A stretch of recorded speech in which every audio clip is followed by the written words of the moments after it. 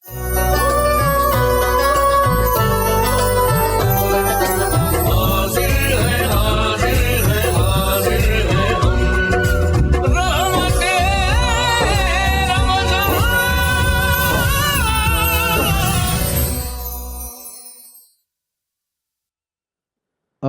بالله من الشيطان الرجيم.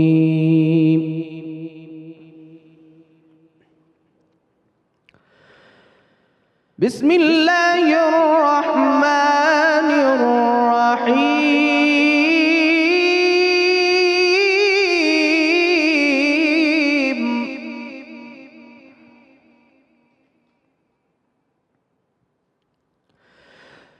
لا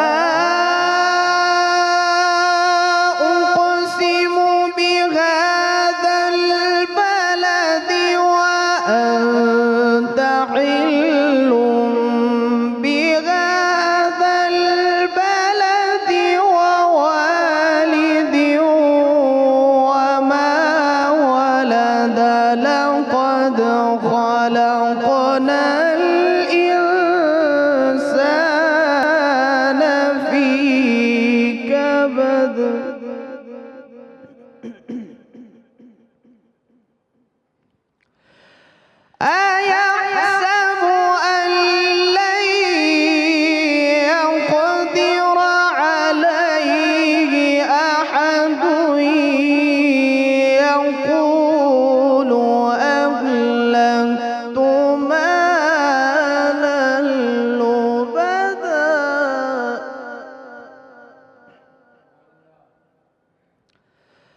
أيحسب أن لم يره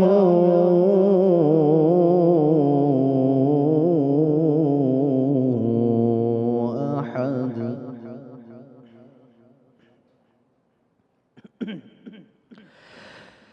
ألم نجعل له عينين ولسانا وشفتين وهديناه النجدين فلاقتحم العقبة وما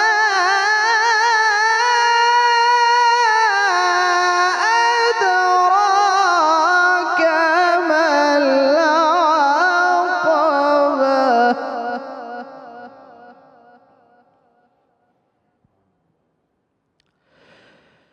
فك رقبة أو إطعام في يوم ذي مسغبة يتيما ذا مقربة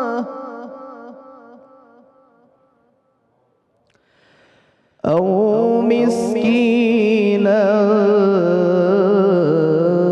ذا متربة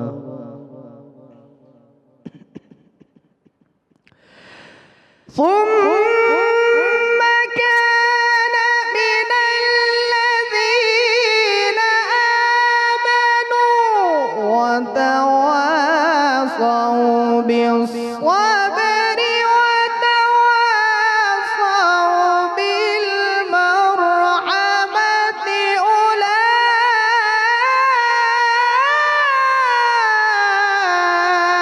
أولئك أصحاب الميمنة والذين كفروا بآياتنا هم أصحاب المشأمة عليهم نار مؤصدة صدق الله العظيم. ماشاء اللہ سلامت رہیے. ملک کے معروف قاری جناب قاری محمد ذیشان حنیف صاحب تلاوت کلام پاک سے ہمارے قلوب منور فرما رہے تھے۔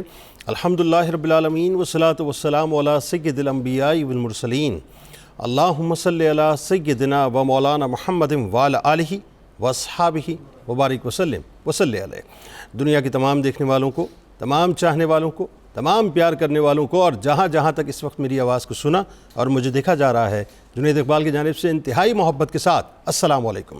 ایک بار پھر ناظرین، آپ کو 1445 ہجری سن 2024 کی رحمت رمضان کی خصوصی براہ راست نشریات میں سحری کے حسین سے موقع پہ میں دل کی عطا گہرائیوں سے خوش آمدید کہتا ہوں۔ اور آج ناظرین انشاءاللہ اس براہ راست نشریات میں ہم اور آپ مل کر چلیں گے، روحانی طور پہ ایک سفر کریں گے حرمین شریفین کے مقدس مقامات کے۔ وہ حرمین شریفین ناظرین جہاں ایک طرف اللہ تبارک و تعالیٰ کا گھر ہے تو دوسری طرف تاجدار کائنات صلی اللہ علیہ وآلہ وسلم کا در ہے۔ ایک طرف وہ گھر ہے جو اللہ کا اس سرزمین پہ پہلا گھر ہے، اور دوسری طرف وہ در ہے کہ جس در کی وجہ سے اللہ کا گھر ہے۔ ناظرین کرام، کیا حسین منظر ہوتا ہے کہ جب آپ انتہائی دبے لچے قدموں کے ساتھ اپنے گناہوں کی پٹلیا کو اپنے کاندھوں پر اٹھا کر، اپنے سروں کو جھکا کر، ایک مجرم کی طرح آہستہ آہستہ دبے لچے قدموں کے ساتھ جس وقت آپ اللہ کی توفیق سے، رسول اللہ صلی اللہ علیہ وآلہ وسلم کے بلاوے سے اور اللہ تبارک و تعالیٰ کے کرم سے اللہ کی سرزمین مکۃ المکرمہ کی طرف قدم بڑھاتے ہیں، تو آپ کے تصور کے اندر ایک خاکہ ہوتا ہے کہ میں اس سرزمین پر حاضری دینے جا رہا ہوں جو سرزمین اس کائنات کی سب سے افضل ترین سرزمین ہے۔ میں اس سرزمین پر حاضری دینے جا رہا ہوں جس سرزمین پر جد الانبیاء حضرت ابراہیم علیہ السلام نے اپنے قدمین شریفین سے اس سرزمین کو نوازا تھا۔ میں اس سرزمین پر حاضری دینے جا رہا ہوں جس سرزمین کو یہ شرف حاصل ہے کہ اس سرزمین نے حضرت اسماعیل علیہ السلام کے قدمین شریفین کو بوسے دیے ہیں۔ میں اس سرزمین پر حاضری دینے جا رہا ہوں جس سرزمین پر اللہ تبارک و تعالیٰ نے اپنے حکم سے حضرت سیدنا ابراہیم و اسماعیل علیہ السلام کے توسط سے اپنا پہلا گھر تعمیر کروایا۔ میں اس سرزمین پر حاضری دینے جا رہا ہوں۔ میں اس سرزمین پر حاضری دینے جا رہا ہوں جس سرزمین پر اللہ تعالیٰ نے اس کعبے کو بنایا، اس قبلے کو بنایا جو تمنائے ابراہیم علیہ السلام بھی ہے، جو تمنائے اسماعیل علیہ السلام بھی ہے، اور جو تمنائے رسول اللہ صلی اللہ علیہ وآلہ وسلم بھی ہے۔ میں اس سرزمین پہ جا رہا ہوں۔ میں اس سرزمین پہ جا رہا ہوں کہ جس سرزمین پہ اللہ تبارک و تعالیٰ نے اپنے گھر کو سیدنا ابراہیم علیہ السلام اور سیدنا اسماعیل علیہ السلام کے دست ہائے مبارک سے تعمیر کروایا۔ جبرائیل امی بھی تشریف لائے تھے۔ یہ وہی خانہ کعبہ ہے ناظرین جس میں ایک ایسا پتھر ہے جو جنتی پتھر ہے، جسے ہم حجر اسود کہا کرتے ہیں، کہ جس کے بوسے کے لیے ہر عاشق، ہر غلام مچلا کرتا ہے۔ یہ وہی خانہ کعبہ ہے جس کا ایک رکن یمانی ہے، جہاں ایک غلام، ایک عاشق، ایک گناہگار جب طواف کے دوران آ کر رکتا ہے تو اس رکن کا نام اس کے ذہن میں ہوتا ہے کہ یہ رکن یمانی ہے، جہاں 70,000 فرشتے ایک گناہگار کی دعا کے اوپر آمین کہا کرتے ہیں۔ یہ وہی سرزمین ہے ناظرین، یہ وہی بیت اللہ ہے کہ جہاں طواف کرتے کرتے جیسے ہی حجر اسود آپ کے بائیں جانب یعنی آپ کے قلب کی جانب ہوتا ہے، اللہ تعالیٰ نے آپ کے قلب کی جانب رکھا ہے حجر اسود کو، یا آپ کے قلب کے ساتھ پیوست ہے، یا آپ کے قلب کے رابطے میں رہتا ہے، یا آپ کے قلب کے تعلق میں رہتا ہے۔ اسے اللہ تبارک و تعالیٰ نے آپ کے قلب کے ساتھ پیوست کیا ہے۔ تو قلب کے بالکل سامنے ایک ایسا مقام ہے جسے مقام ابراہیم کہا جاتا ہے، کہ جہاں جد الانبیاء حضرت ابراہیم علیہ السلام کے قدمین شریفین کے نشانات موجود ہیں۔ وہاں دوگانہ نماز کسی بھی مسلمان کی معراج ہوا کرتی ہے۔ بھئی بڑے کمال مقدس مقامات ہیں۔ آج تو آپ کو روحانی سفر کروانا ہے انشاءاللہ۔ آج کا موضوع بڑا روحانی موضوع ہے، آپ نے ہمارے ساتھ جڑے رہنا ہے اور اس سفر کے اندر ہمارے ساتھ ساتھ چلنا ہے، کیونکہ یہ وہ مقام ہے جہاں پر دو گانا ادا کرنے کے بعد انسان اپنی نصیب، اپنے بخت اور اپنے نصیبہ کو اوج کمال پر دیکھتا ہے، اور پھر اس کے بعد انتہائی دبے لچے قدموں کے ساتھ وہ چاہے زمزم کی طرف بڑھتا ہے اور اس زمزم کو اپنے وجود کے اندر انڈیلتا ہے، جو زمزم ٹھوکر ابراہیم علیہ السلام کا صدقہ ہے، جس زمزم کو یہ بھی فیض نصیب ہوا، یہ بھی فیضان نصیب ہوا، مجھے کہنے دیجئے کہ معراج کے موقع پہ قلب مصطفیٰ صلی اللہ علیہ وآلہ وسلم سے بھی اسے فیض یاب کیا گیا تھا، اور پھر اس کے بعد آہستہ آہستہ وہی گناہگار جو ہے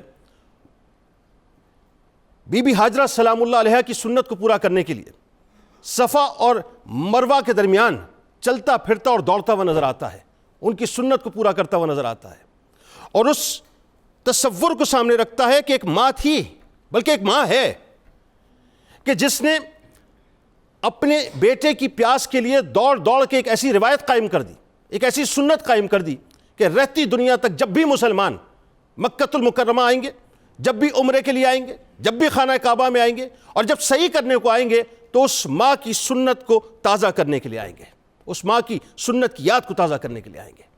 بڑے خوبصورت، بڑے حسین سے مقامات ہیں مکہ پاک میں صاحب۔ پھر وہ جنت المالا میں کیسے بھول جاؤں، جہاں رسول کریم صلی اللہ علیہ وآلہ وسلم نے، یعنی آپ سوچئے نا اور قربان جائیے کہ رسول کریم صلی اللہ علیہ وآلہ وسلم کتنی صحبتیں برداشت کی انہوں نے، کتنی ہی تکالیف برداشت کی، کتنی ہی آزمائشوں سے آپ گزرے، کتنی ہی پریشانیوں سے آپ گزرے، لیکن جس وقت فتح مکہ کا موقع آیا تو سرکار مدینہ صلی اللہ علیہ وآلہ وسلم نے اپنا پرچم جس جگہ پر نصب کیا تھا وہ جگہ کوئی اور نہ تھی بلکہ وہ جگہ جنت المالا تھی۔ وجہ یہ ہے کہ وہاں پر آپ کی پیاری زوجہ، امت کی ماں حضرت خدیجہ الکبریٰ سلام اللہ علیہا موجود ہیں، جہاں پر آپ کے پیارے چچا جان جناب ابو طالب علیہ السلام موجود ہیں۔ یہ مکہ پاک وہ ہے ناظرین کہ جہاں میرے آپ کے آقا و مولا صلی اللہ علیہ وآلہ وسلم چلا پھرا کرتے تھے۔ اس مکہ پاک کی گلیوں نے، اس مکہ پاک کی فضاؤں نے، اس کے در و دیوار نے رسول کریم صلی اللہ علیہ وآلہ وسلم کے بچپن کے حسن کو ابھی بھی اپنے سینے میں محفوظ کر کے رکھا ہوا ہے۔ اس مکہ پاک کی گلیوں نے، اس کی فضاؤں نے ابھی بھی رسول کریم صلی اللہ علیہ وآلہ وسلم کے جسم عطر کی خوشبو کو اپنے وجود میں پیوست کر کے رکھا ہوا ہے۔ یہ مکہ پاک وہ ہے ناظرین کہ جس مکہ پاک کی گلیاں، جس مکہ پاک کی فضائیں، جس مکہ پاک کے ذرات، جس مکہ پاک کے کنکر، جس مکہ پاک کے در و دیوار اب بھی رسول کریم صلی اللہ علیہ وآلہ وسلم کی رخ انور کی تابناکیوں کو ہمیں محسوس کرواتے ہیں، اب بھی محسوس کرواتے ہیں۔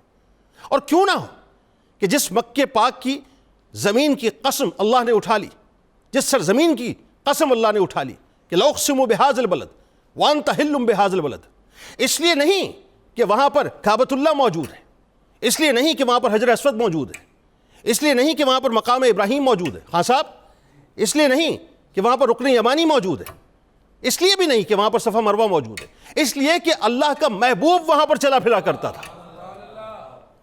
یہ تو وہ مقدس مقام ہے صاحب، وہ مقدس مقام ہے۔ پھر اسی تصور کو لے کے ذرا عقیدتوں کے انہی پھولوں کو اپنے وجود میں پیوست کر کے اور ان خوشبوؤں کو بسا کر آئیے ذرا اس جانب سفر کرتے ہیں جہاں رسول کریم صلی اللہ علیہ وآلہ وسلم نے ہجرت فرمائی، جو میرے سرکار کا دار الہجرت ہے، وہ مقام، وہ منزل، وہ شہر جو تمام شہروں سے اعلیٰ و ارفع ہے، اس لیے کہ اس شہر کے قلب میں جس زمین پہ سرکار مدینہ صلی اللہ علیہ وآلہ وسلم کا جسم اطہر اس وقت تشریف فرما ہے، وہ زمین، وہ ٹکڑا، وہ ذرات، وہ پورا خطہ عرش سے زیادہ معتبر اور عرش سے زیادہ مکرم ہے کہ جہاں رسول کریم صلی اللہ علیہ وآلہ وسلم تشریف لے گئے، جو ان کا دار الہجرت ہے۔ معراج کے موقع پہ سرکار مدینہ صلی اللہ علیہ وآلہ وسلم کو یہ عرض کیا تھا نا جبرائیل امین نے کہ آئے محبوب، آئے آقا، یہاں دو گانا ادا کیجئے کیونکہ یہ آپ کا دار الہجرت ہے۔ کیا عرض کروں مدینہ پاک کے بارے میں صاحب کہ ایک طرف مکہ پاک ہے جو دعائے خلیل ہے، اور دوسری طرف مدینہ پاک ہے جو دعائے حبیب ہے۔ ایک طرف مکہ پاک ہے کہ جس میں ہمیں نظر آتا ہے کہ ابراہیم علیہ السلام کی دعا مستجاب ہوئی کہ یا اللہ لوگوں کے دلوں میں، ان کے قلوب میں مکے کی محبت کو ڈال دیا کہ دنیا میں آنے والا آخری جو عاشق ہوگا اور غلام اور مسلمان ہوگا وہ بھی مکہ پاک میں حاضری دینے کو مچلے گا۔ یہ دعائے خلیل ہے۔ اور وہاں مدینہ پاک ہے جو دعائے حبیب ہے، اے اللہ اس کے سا میں بھی برکت دے دے، اس کے مد میں بھی برکت دے دے، اس کے پھلوں میں بھی برکت دے دے۔ اللہ تعالیٰ نے حبیب کی دعا کو ایسا قبول کیا اور ایسی محبت پیوست کی کہ وہاں خلیل کی محبت میں لوگ مکہ پاک جایا کرتے ہیں، یہاں حبیب کی محبت میں لوگ مدینہ پاک آیا کرتے ہیں۔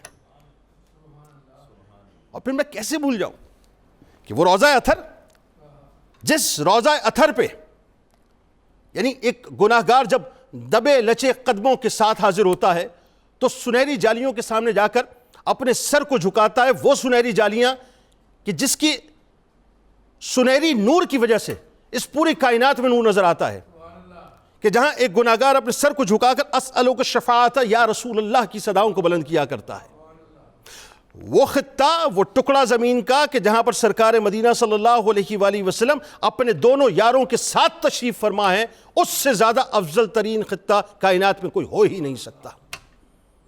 پھر میں کیسے بھول جاؤں انہی سبز جالیوں کے ساتھ ایک ٹکڑا ہے جسے جنت کا ٹکڑا کہا جاتا ہے، ریاض الجنہ کہا جاتا ہے، کہ جو مومن وہاں جاتا ہے اس تصور سے جاتا ہے کہ کاش دو گانا مل جائے، کہ ہم تو اللہ کی اس مشیت پہ یقین رکھتے ہیں کہ جو ایک مرتبہ جنت میں آ جائے گا وہ نکالا نہیں جائے گا، تو اس تصور سے 2 رکعت ادا کرنی ہے کہ جب اللہ نے یہاں بلا لیا ہے تو وہاں بھی جنت کا ٹکڑا عطا کر دے گا۔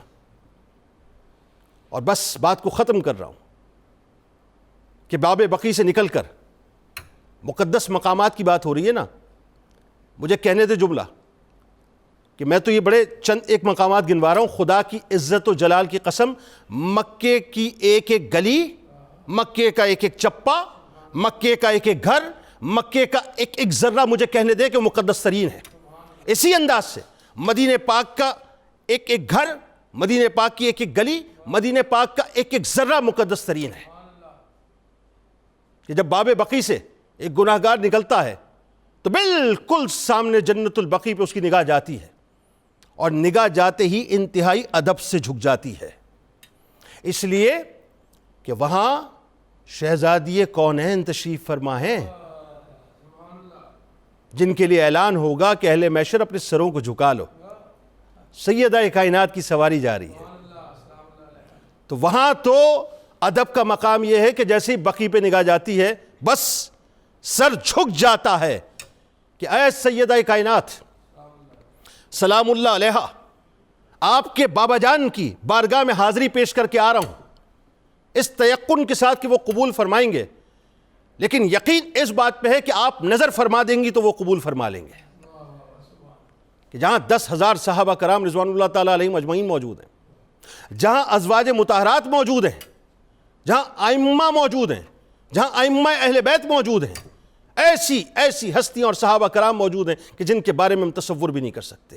تو آج آپ نے ہمارے ساتھ جڑے رہنا ہے، انشاءاللہ آپ کو ایک روحانی سفر کروائیں گے حرمین شریفین کے مقدس مقامات کی، اور کوشش کریں گے زیادہ سے زیادہ جہاں تک آپ کو انفارمیشن دے سکیں ضرور دیں گے۔ ہمارے ساتھ جو شخصیات موجود ہیں یقیناً کسی تعارف کے محتاج نہیں، پہلی شخصیت ممتاز عالم دین محترم جناب مفتی ارشاد حسین سعیدی صاحب تشریف فرما ہے، دوسری شخصیت ممتاز اسکالر جناب ڈاکٹر شبیر احمد جامی صاحب تشریف فرما ہے، اور تیسری شخصیت ممتاز عالم دین جناب پروفیسر بشارت صدیق ہزاروی صاحب تشریف فرما ہے۔ ان کے ساتھ ساتھ میرے دائیں جانب آپ کے ہمارے ہم سب کے انتہائی پسندیدہ پرنس آف قوالی، میرے بہت پیارے دوست جناب شیر میاداد خان صاحب اپنے ساتھیوں کے ساتھ موجود ہیں۔ تمام احباب کو خوش آمدید، السلام علیکم۔ وعلیکم السلام۔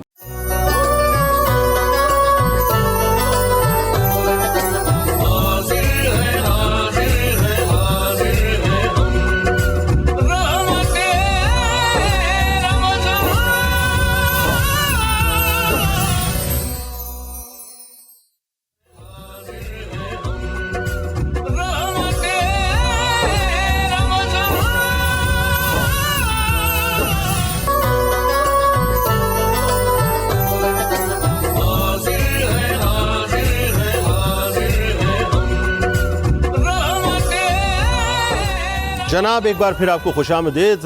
1445 ہجری سن 2024 کی براہ راست نشریات میں سحری کے اس خوبصورت سے موقع پہ میں حاضر خدمت. اور آئیے سفر کا آغاز کرتے ہیں. یعنی حرمین شریفین کے جو مقدس مقامات ہیں آج انشاءاللہ ہم اور آپ مل کر چلیں گے ساتھ. تو سب سے پہلے میرا خیال ہے مفتی صاحب مکہ پاک کے فضائل سے آغاز کیجیے اور قرآن پاک کی روشنی میں ذرا بتلائیے ہمیں کہ یہ جو مکہ پاک ہے اس کی کیا کی فضیلت ہے. جی محترم جنید اقبال صاحب بہت شکریہ. آپ نے ماشاءاللہ بہت خوبصورت انداز میں نذرانہ عقیدت پیش کیا حرمین شریفین اور مقامات مقدسہ کے تناظر میں.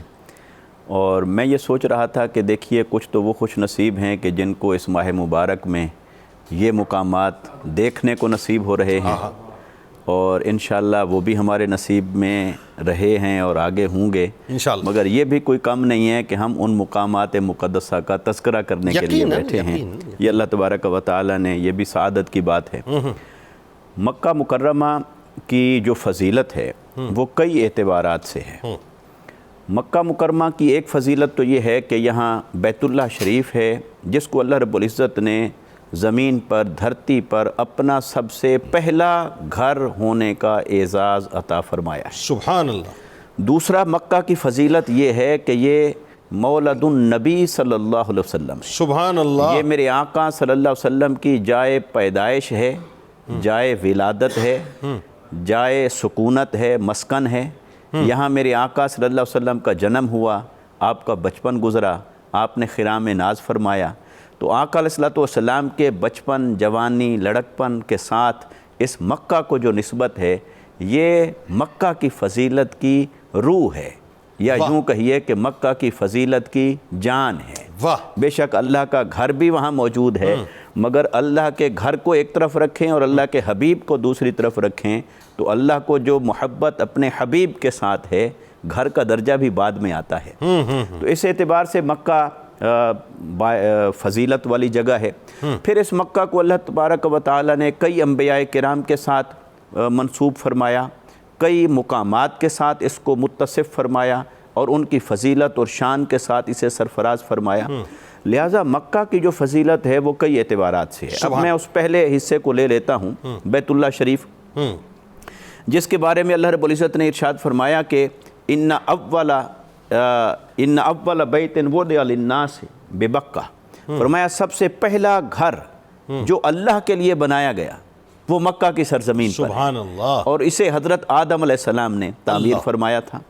اب یہ جو بیت اللہ شریف ہے، یہ بیت اللہ شریف در حقیقت یہ چار دیواری کا نام نہیں ہے، بلکہ اس جگہ کو میں جگہ بھی نہیں کہہ سکتا. اس محل کو، اس مقام کو اللہ رب العزت نے اپنے عرش کا سایہ عطا فرمایا ہے. اللہ. اور روایات میں یہ بات ملتی ہے کہ یہ جو بیت اللہ شریف جہاں پر موجود ہے عین اس کی سیدھ میں اوپر بیت المعمور ہے، اللہ، جو فرشتوں کا بیت اللہ، اللہ، جہاں ابراہیم علیہ السلام تشریف فرمائے، اور جہاں ابراہیم علیہ السلام تشریف فرمائے، اور عین اسی کے اوپر پھر عرش الہی ہے. اللہ. گویا یہ عرش الہی کا سایہ بیت المعمور پر ہے اور بیت المعمور کا سایہ اس بیت اللہ شریف پر ہے. تو یہ اللہ رب العزت نے اس کو گویا کہ اپنے عرش کے نیچے قائم فرمایا ہے زمین کے اوپر. سبحان اللہ. پھر یہ جو لفظ ہے کعبہ، اس کی لغوی توجیہ کے اندر ائمہ لغت نے اور علماء اور مفسرین نے بیان فرمایا ہے کہ کعب کہتے ہیں ابھری ہوئی جگہ کو. اچھا. تو ابھری ہوئی جگہ، جیسے زمین بھی گلوب کی شکل ہے، تو اگر گیند کو یہاں پر ہم رکھیں اور اسے پانی کے اندر ڈبو دیں اور پانی تھوڑا تھوڑا کم ہونا شروع ہو جائے تو اس کا ایک حصہ جو سب سے پہلے نمودار ہوگا، ظاہر ہوگا، وہ ابھرا ہوا نظر آئے گا باقی سطح سے. ٹھیک. تو گویا اللہ تبارک و تعالی نے بھی جب اس زمین کو خشک فرمایا، یعنی پانی تھا اور پانی خشک ہونا شروع ہوا، تو زمین کا جو سب سے پہلا ٹکڑا، پہلا حصہ جو خشک ہو کر ابھر کر سامنے آیا، وہ یہی مقام، یہی جگہ تھی جہاں پر کعبہ بیت اللہ شریف موجود ہے. یہ اس کی جگہ ہے. سبحان اللہ. سبحان. پھر اللہ تبارک و تعالی نے اسے سنٹر آف دی ارتھ یا سنٹر آف دی ورلڈ اس کا درجہ عطا فرمایا ہے کہ مرکز اور محور یہی مرکز ہے. پھر یہ حضرت آدم علیہ السلام جب زمین پر تشریف لائے تو یہ بھی ایک بڑا خوبصورت پس منظر ہے کہ آدم علیہ السلام وہاں فرشتوں کے ساتھ بیت المعمور کا طواف کیا کرتے تھے. ٹھیک ہے. جب زمین پر اترے تو پہلے تو ابتلا رہی، آزمائش رہی، اور جب وہ آزمائش ختم ہوئی اور مقام عرفات کے اوپر حضرت آدم اور حضرت حوا علیہ السلام، ان کی اللہ رب العزت نے ان کو ملا دیا آپس میں، اور اسی وجہ سے اسے عرفات کہتے ہیں۔ ان کی جان پہچان ہو گئی۔ جبل رحمت میں انہوں نے فجر کے وقت 2 نفل ادا کیے توبہ کے، تو پھر ان کا دل نہیں لگتا تھا زمین پر، تو انہوں نے عرض کی کہ باری تعالیٰ وہ جو نظارے وہاں نظر آتے تھے کچھ اس کا انتظام یہاں فرما دے تاکہ وہی دیکھتے رہیں اور وہی طواف ہو۔ تو اللہ رب العزت نے انہیں اس بیت اللہ شریف کی تعمیر کا حکم دیا، تو انہوں نے اس بیت اللہ شریف کی تعمیر فرمائی، پتھروں سے اس کی تعمیر کر دی۔ اب وہ جو اس کا طواف کرتے تھے تو ان کی نگاہ مبارک محض پتھروں کو نہیں دیکھتی تھی، بلکہ اس نگاہ مبارک کے سامنے اللہ تبارک و تعالی نے ان پتھروں کو آئینہ بنا کر اپنی ذات کے انوار و تجلیات کا وہی نظارہ انہیں عطا فرما دیا تھا زمین کے اوپر جو وہ بیت المعمور میں دیکھا کرتے تھے۔ تو اس وجہ سے صوفیاء اور عرفاء یہ کہتے ہیں کہ بیت اللہ شریف کا ایک جسم ہے اور اس کی ایک روح ہے، یعنی اس کا ایک ظاہر ہے اور اس کا ایک باطن ہے۔ اس کا ظاہر تو یہی ہے جو 4 دیواری نظر آتی ہے، اب ہم جائیں تو اس کے اوپر غلاف بھی نظر آتا ہے، لیکن اس کا باطن یہ ہے کہ یہ ایک آئینہ ہے، یہ حسن الہی کی آئینہ داری کرتا ہے۔ اور صوفیاء اور عرفاء جب جاتے ہیں، اس لیے کئی عرفاء کہے گئے کہ ہم گھر دیکھنے نہیں آتے، گھر والا دیکھنے آتے ہیں، تو کیونکہ اس گھر کی 4 دیواری کے اندر اس کو آئینہ بنا کر اللہ رب العزت نے اس کی انوار و تجلیات رکھے۔ پھر حضرت ابراہیم علیہ السلام کے ساتھ اس کو نسبت ہوتی ہے۔ حضرت ابراہیم اور حضرت اسماعیل علیہ السلام ان دونوں نے پھر ان کو حکم ہوا اور انہی بنیادوں کو کھود کر جبرائیل کی نشاندہی کے بعد پھر انہوں نے یہ بیت اللہ کی دوبارہ دیواریں تعمیر کی، اور پھر اس کا سارا تذکرہ قرآن مجید فرماتا ہے۔ اور جب وہ بیت اللہ شریف انہوں نے تعمیر کر لیا تو عرض کی باری تعالیٰ پھر مزدوری تو بنتی ہے، تو اللہ نے فرمایا مانگی اے ابراہیم، کیا مانگنا ہے؟ عرض کی باری تعالیٰ بس اپنا محبوب ہی عطا فرما دے، وہ امت جو آخری امت ہے وہ میری ذریت میں کر دے، اور وہ محبوب جن کے لیے تو نے مجھے اور سب کو پیدا فرمایا اور ہمیں تاج نبوت سے سرفراز فرمایا، بس مجھے ان کا دادا بنا دے، میں قیامت کے دن ان کا جد امجد کہلاؤں۔ اگرچہ اور اعزازات بھی ہوں گے ابراہیم علیہ السلام کے پاس، مگر انہوں نے آقا علیہ السلام کا جد ہونا، جد امجد ہونا، اس کو کس شوق کے ساتھ اور محبت کے ساتھ لیا۔ پھر اللہ تبارک و تعالی نے ان کو یہ بیت اللہ کی تعمیر پر مامور فرمایا، پھر وہ ہو گئی۔ پھر اس کی آبادی کے لیے انہوں نے دعا جب مانگی تھی تو آقا علیہ السلام کو اللہ رب العزت نے بھیجا، اور آقا علیہ السلام فرمایا کرتے تھے کہ میں اپنے دادا حضرت ابراہیم علیہ السلام کی دعا ہوں۔ تو پھر آقا علیہ السلام کی جائے ولادت کا اسے شرف حاصل ہوتا ہے۔ تو گویا یہ جو مکہ ہے، اس مکہ کی فضیلت کے بے شمار پہلو ہیں، بے شمار اس کی فضیلت کے اسباب ہیں، مگر اس کا اگر تاریخی تسلسل دیکھا جائے تو اللہ تبارک و تعالی نے مکہ کو اپنی جلوہ گاہ بنایا، اس کو اپنے گھر سے مشرف فرمایا، اس کو کئی سعادتوں سے نوازا، اس کو کئی انبیاء کرام کا مدفن بنایا، اور کئی انبیاء کرام کی جلوہ گاہ بنایا۔ کعبۃ اللہ جو ہے کئی انبیاء کرام کے مزارات ہیں، اور یہ یہاں پر جتنے پھر مشعر حرام ہے، عرفات ہے، مینا ہے، مزدلفہ ہے، حج کے مقامات ہیں، ان کو پھر حجر اسود ہے اور صفا مروہ ہے، اور جس طرح آب زمزم شریف کا بھی آپ نے تذکرہ فرمایا۔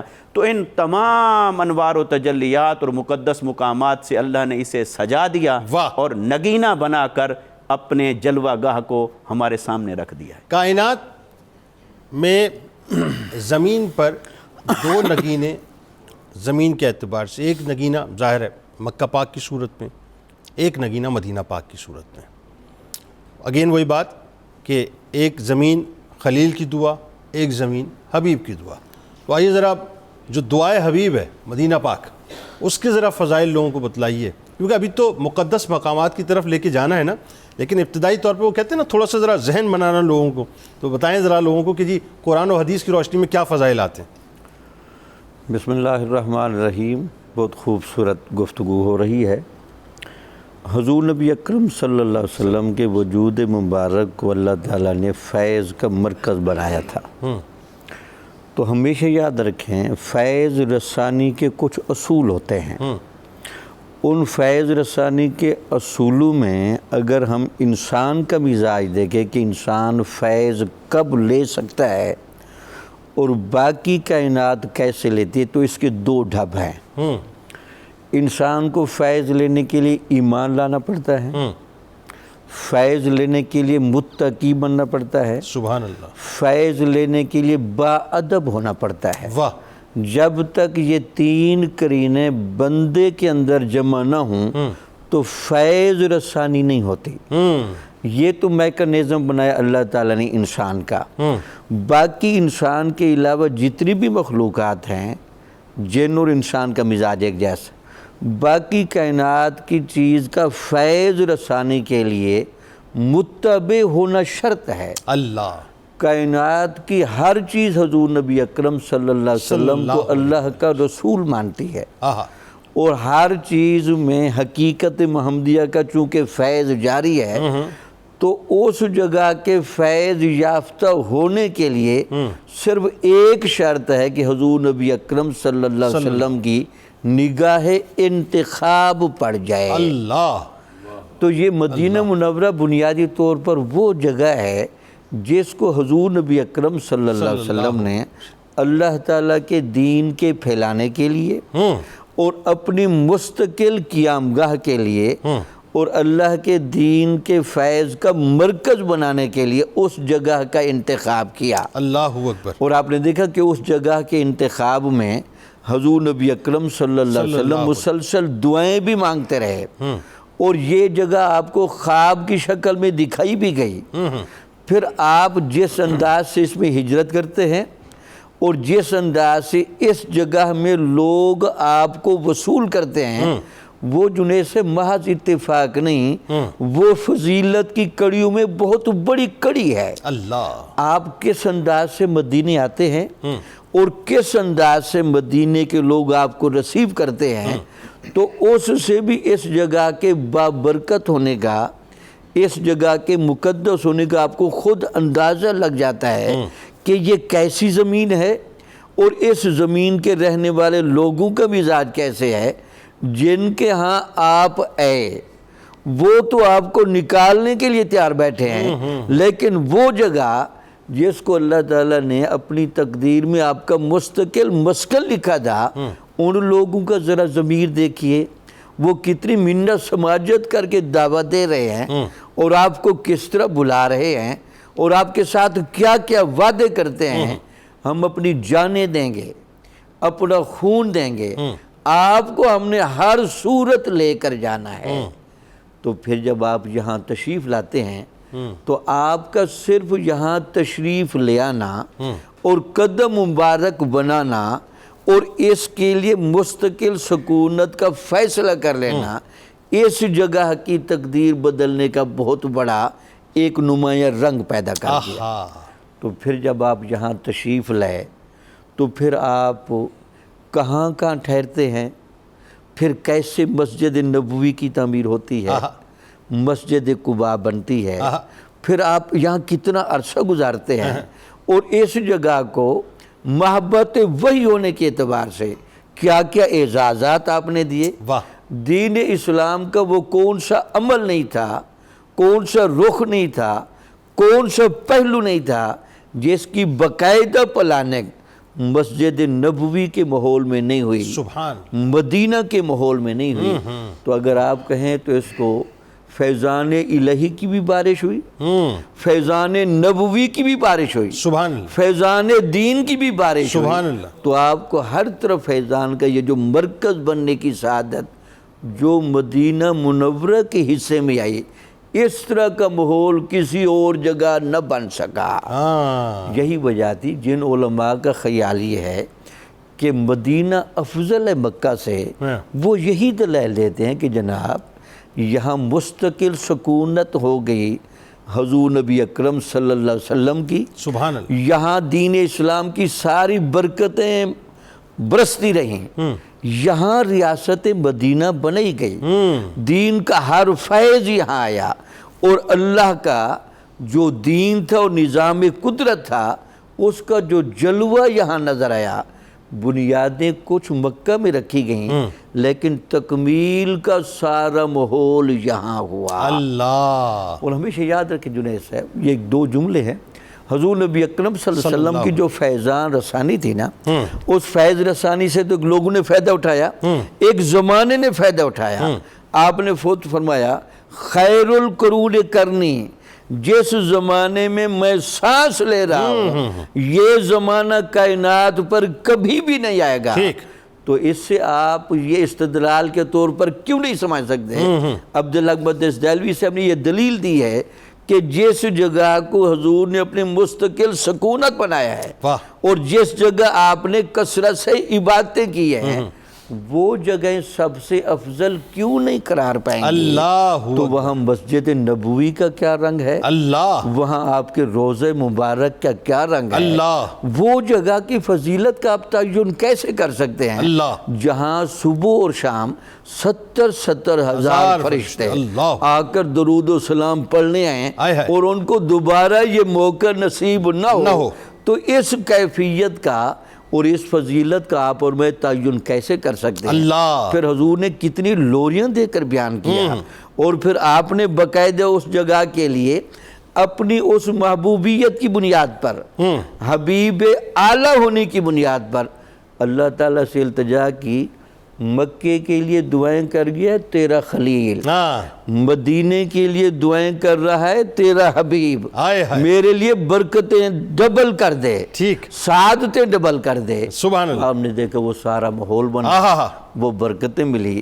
اس وجہ سے ایک جملہ کہہ کے مکے جائیں گے تو جلال الہی نظر آئے گا، مدینے آئیں گے تو جمال الہی نظر آئے ہائے ہائے ہائے، کیا بات، بے شک جی، اس میں کوئی دوسری رائے نہیں ہے کہ وہاں جلال ہے یا جمال ہے۔ اور آپ یہ دیکھیے کہ یہ نیچرلی بھی نظر آتا ہے، یعنی جو مکہ پاک ابراہیم علیہ السلام سے منسوب ہے، ابراہیم علیہ السلام کی طبیعت میں بھی ایک جلال تھا، اور جو مدینہ پاک حبیب خدا صلی اللہ علیہ وآلہ وسلم سے منسوب ہے ان کی طبیعت میں بھی ایک جمال تھا، تو وہ جلال اور جمال جو ہے اس کا پرتاؤ نظر آتا ہے۔ اچھا، جو کہ بات کر دی اب ڈاکٹر صاحب نے، تو اسی بات کو آگے بڑھاتے ہیں، اور یہ بڑا ایک لطیف سا نقطہ ہے، اور دیکھیے کہ اللہ تعالیٰ نے کیا قبولیت کی مدارج عطا کی ہے دونوں دعاؤں کو، کہ ایک طرف ابراہیم علیہ السلام دعا فرماتے ہیں، میں چاہتا ہوں وہ دعا لوگوں کو آپ منوان سنائیے جو مکہ پاک کے بارے میں، اور ایک دعا حبیب خدا صلی اللہ علیہ وآلہ وسلم نے کی، وہ دعا بھی لوگوں کو سنائیے مدینہ پاک کے بارے میں، اور پھر یہ دیکھیے کہ جد کی دعا اور ظاہر آل کی دعا، کیا اللہ تعالیٰ نے ان دعاؤں کو جو ہے وہ یوں کہیے کہ اپنا اوج کمال عطا فرمایا، بتائیے۔ بسم اللہ الرحمن الرحیم، والصلاة والسلام علی سید الانبیاء والمرسلین۔ جنید بھائی، آقا کریم صلی اللہ علیہ وآلہ وسلم نے جب مکہ المکرمہ سے ہجرت فرمائی تو شہر مکہ سے باہر تشریف لا کر آپ نے اپنا چہرہ انور بیت اللہ شریف کی طرف کیا، اور آپ نے یہ لفظ ارشاد فرمایا کہ یا اللہ، میں تیرے حکم پر اپنے محبوب شہر کو چھوڑ کر جا رہا ہوں، اب تو مجھے وہاں لے جا جو تیرا محبوب شہر ہے۔ ہائے ہائے اللہ۔ آقا کریم صلی اللہ علیہ وآلہ وسلم نے پھر مدینہ طیبہ کی طرف اللہ کے حکم پر ہجرت فرمائی۔ حضرت ابراہیم علیہ السلام نے تعمیر کعبہ کے بعد متعدد دعائیں فرمائی، جن میں سے ایک دعا آپ نے شہر مکہ کے لیے یہ بھی فرمائی کہ یا اللہ اس شہر کو امن کی جگہ فرما دے، امن والی جگہ بنا دے۔ اللہ۔ اور آج شہر مکہ کا جو امن ہے اس کو ہم اپنی آنکھوں سے دیکھ رہے ہیں۔ پھر آپ نے دوسری دعا یہ فرمائی کہ جو اہل مکہ ہیں، شہر مکہ والے، یا اللہ ان کو پھلوں کی فراوانی، رزق کی فراوانی اور کثرت عطا فرما۔ اب اس دعا کا اثر دیکھیے کہ آج شہر مکہ جس مقام پر ہے وہ چٹیل میدان ہے اور پتھریلا علاقہ ہے، ریتلا علاقہ ہے، بارشوں کی وہاں قلت ہے، لیکن اس کے باوجود دنیا کا کون سا پھل ہے جو وہاں دستیاب نہیں ہے، دنیا کی کون سی سبزی اور کون سا میوہ جات ہے جو شہر مکہ کے اندر دستیاب نہیں ہے۔ حضرت ابراہیم خلیل اللہ علیہ السلام کی شہر مکہ کے لیے ان دعاؤں کے بعد ذکر ہے حضرت حبیب اللہ علیہ السلام کی دعاؤں کا جو آپ نے شہر مدینہ کے لیے فرمائی۔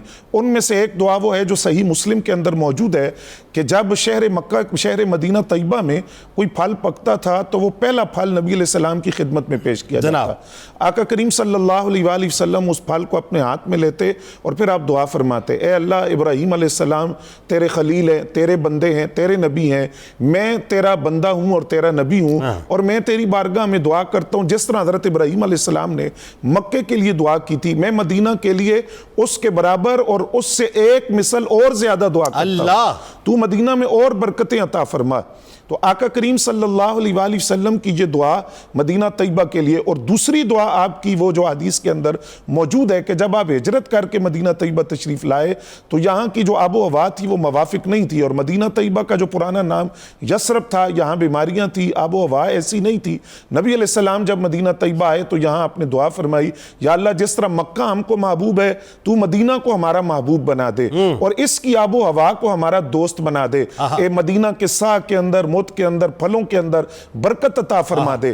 اس دعا کا نتیجہ آپ دیکھیے کہ حضرت عبداللہ ابن عمر رضی اللہ تعالیٰ عنہ فرماتے میں نے خواب دیکھا کہ ایک سیاہ رنگ کی عورت ہے جس کے بال بکھرے ہوئے ہیں اور وہ مدینہ طیبہ سے باہر نکل رہی ہے، جس کی تعبیر یہ تھی کہ اللہ تعالیٰ نے اپنے حبیب کے قدموں کی برکت سے مدینہ طیبہ کو شفا کا مرکز بنا دیا، بیماریاں ختم ہو گئی، بیماریاں ساری نکل گئیں، وہاں جو وبائی امراض تھے وہ سارے نکل گئے، اور مدینہ طیبہ نبی علیہ السلام کے قدموں سے شفا کا مرکز بنا۔ اور اس دعا کا آپ نتیجہ دیکھیے، ایک برکت تو یہ ہے کہ آج عشاقان رسول کوئی ایسا بندہ مومن نہیں ہے جس کا دل تڑپتا اور ترستا نہ ہو کہ میں ایک مرتبہ زندگی میں کم از کم بارگاہ رسول میں حاضری دے دوں۔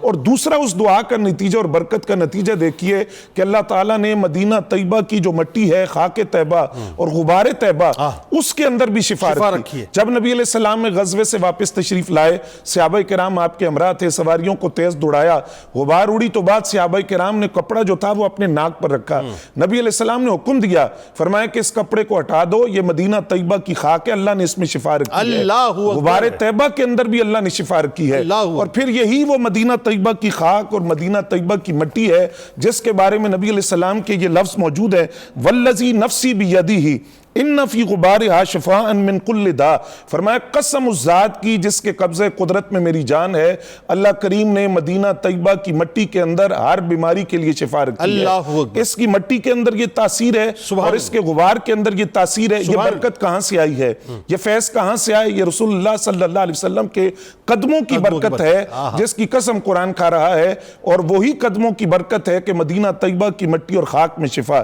اور پھر یہ وہی بارگاہ ہے، یہ وہی شہر ہے جس کے بارے میں محدثین کرام نے لکھا کہ جب کوئی بیمار ہو جاتا یا زخم ہو جاتا وہ نبی علیہ السلام کی خدمت میں حاضر ہوتا، آپ اپنا لعاب اور مدینہ طیبہ کی مٹی اس کے زخم پر لگاتے اور ساتھ کے ارشاد فرماتے، اللہ پاک کے حکم سے ہمارے لعاب میں بھی شفا ہے اور ہماری اس شہر طیبہ کی مٹی کے اندر بھی اللہ نے شفا رکھی ہے۔ خود شیخ محقق شیخ عبدالحق محدث دہلوی جو تمام مسالک کے نزدیک معتبر اور مستند شخصیت ہیں، آپ نے خود اپنا تجربہ لکھا کہ میرے پاؤں میں ورم آ گیا، پاؤں سوج گیا، اس کا کوئی علاج نہیں ہو رہا تھا، تو میں نے مدینہ طیبہ سے مٹی لے کر اس کو اپنے پاؤں پر ملنا شروع کر دیا، اس کی برکت سے اللہ تعالیٰ نے اس زخم کو اور اس بیماری کو دور فرما دیا۔ اچھا یہ تیقن کی بھی بات ہے، ایسی بات ہے، تیقن میں ذرا سا فرق ہو نا پھر کام نہیں ہوتا ہے، یقین کامل ہونا چاہیے، یقین کامل ہو تو پھر یہ وہی شہر مقدس ہے جہاں کے باسیوں نے آقا کریم صلی اللہ علیہ وسلم کی ذات گرامی کے ساتھ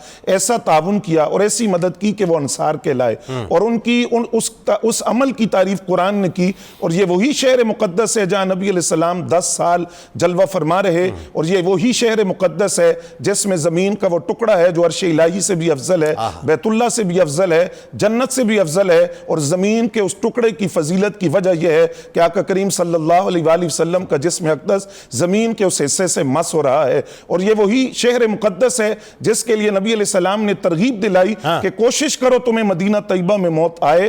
جس کو مدینہ طیبہ میں موت آئی فرمایا میں ضامن ہوں کہ میں کل قیامت کے دن اس کی شفاعت کرواؤں گا۔ پھر یہاں سکونت اختیار کرنے کی ترغیب دلائی، فرمایا مختلف شہر فتح ہوں گے، لوگ مدینہ طیبہ چھوڑ کر ان شہروں کا رخ کریں گے، تو فرمایا سوال کیا ان سے، فرمایا یہ بتاؤ کیا مدینہ بہتر نہیں ہے؟ تو مدینہ طیبہ کے اندر سکونت اختیار کرو۔ تو مدینہ طیبہ وہ شہر ہے جس کے لیے آقا کریم صلی اللہ علیہ وسلم نے یہ ترغیب دلائی، اور پھر اسی شہر مقدس میں وہ دربار اقدس ہے جس کے لیے اعلان ہوا من زار قبری وجبت لہ شفاعتی، جس نے میری قبر کی زیارت کر لی اس کے لیے میری شفاعت واجب ہو گئی۔ بھائی سبحان اللہ، کیا خوبصورت ناظرین ابتدائیہ ہے ماشاءاللہ تینوں علماء کرام کا۔ ہمارے ساتھ مجھے یقین ہے آپ جڑے رہیں گے کیونکہ اب آغاز ہونے والا ہے۔ ہم سب سے پہلے آپ کو لیے چلیں گے انشاءاللہ جو حرم پاک میں ظاہر ہے مقدس مقامات ہیں، ان کی ایک روحانی طور پہ زیارت کرتے ہیں، درود پاک کی کثرت کرتے رہیے، استغفار کی تسبیح کرتے رہیے، اللہ اور اس کے رسول صلی اللہ علیہ وآلہ وسلم سے مانگتے رہیے۔ بس لوٹتے ہیں انشاءاللہ اور سلسلے کو یہیں سے جوڑتے ہیں۔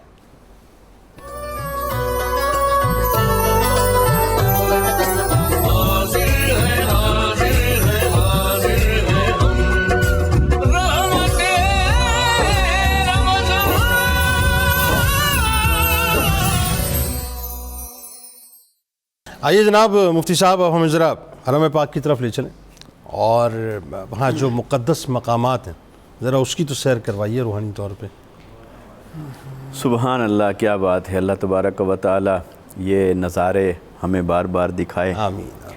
بیت اللہ شریف اور حرم مکہ، اس کے مقدس مقامات کی جب ہم بات کرتے ہیں تو دیکھیے سب سے پہلا تذکرہ تو پھر بیت اللہ شریف کا ہے، اور بیت اللہ شریف کا چونکہ ذکر مبارک ہم کر چکے ہیں، تو یہ جو بیت اللہ شریف کے 4 کارنر ہیں، کونے جو بنتے ہیں، ان چاروں کی ایک ایک نسبت ہے جو آقا علیہ الصلوۃ والسلام نے بیان فرمائی۔ ہاں، وہ کیا؟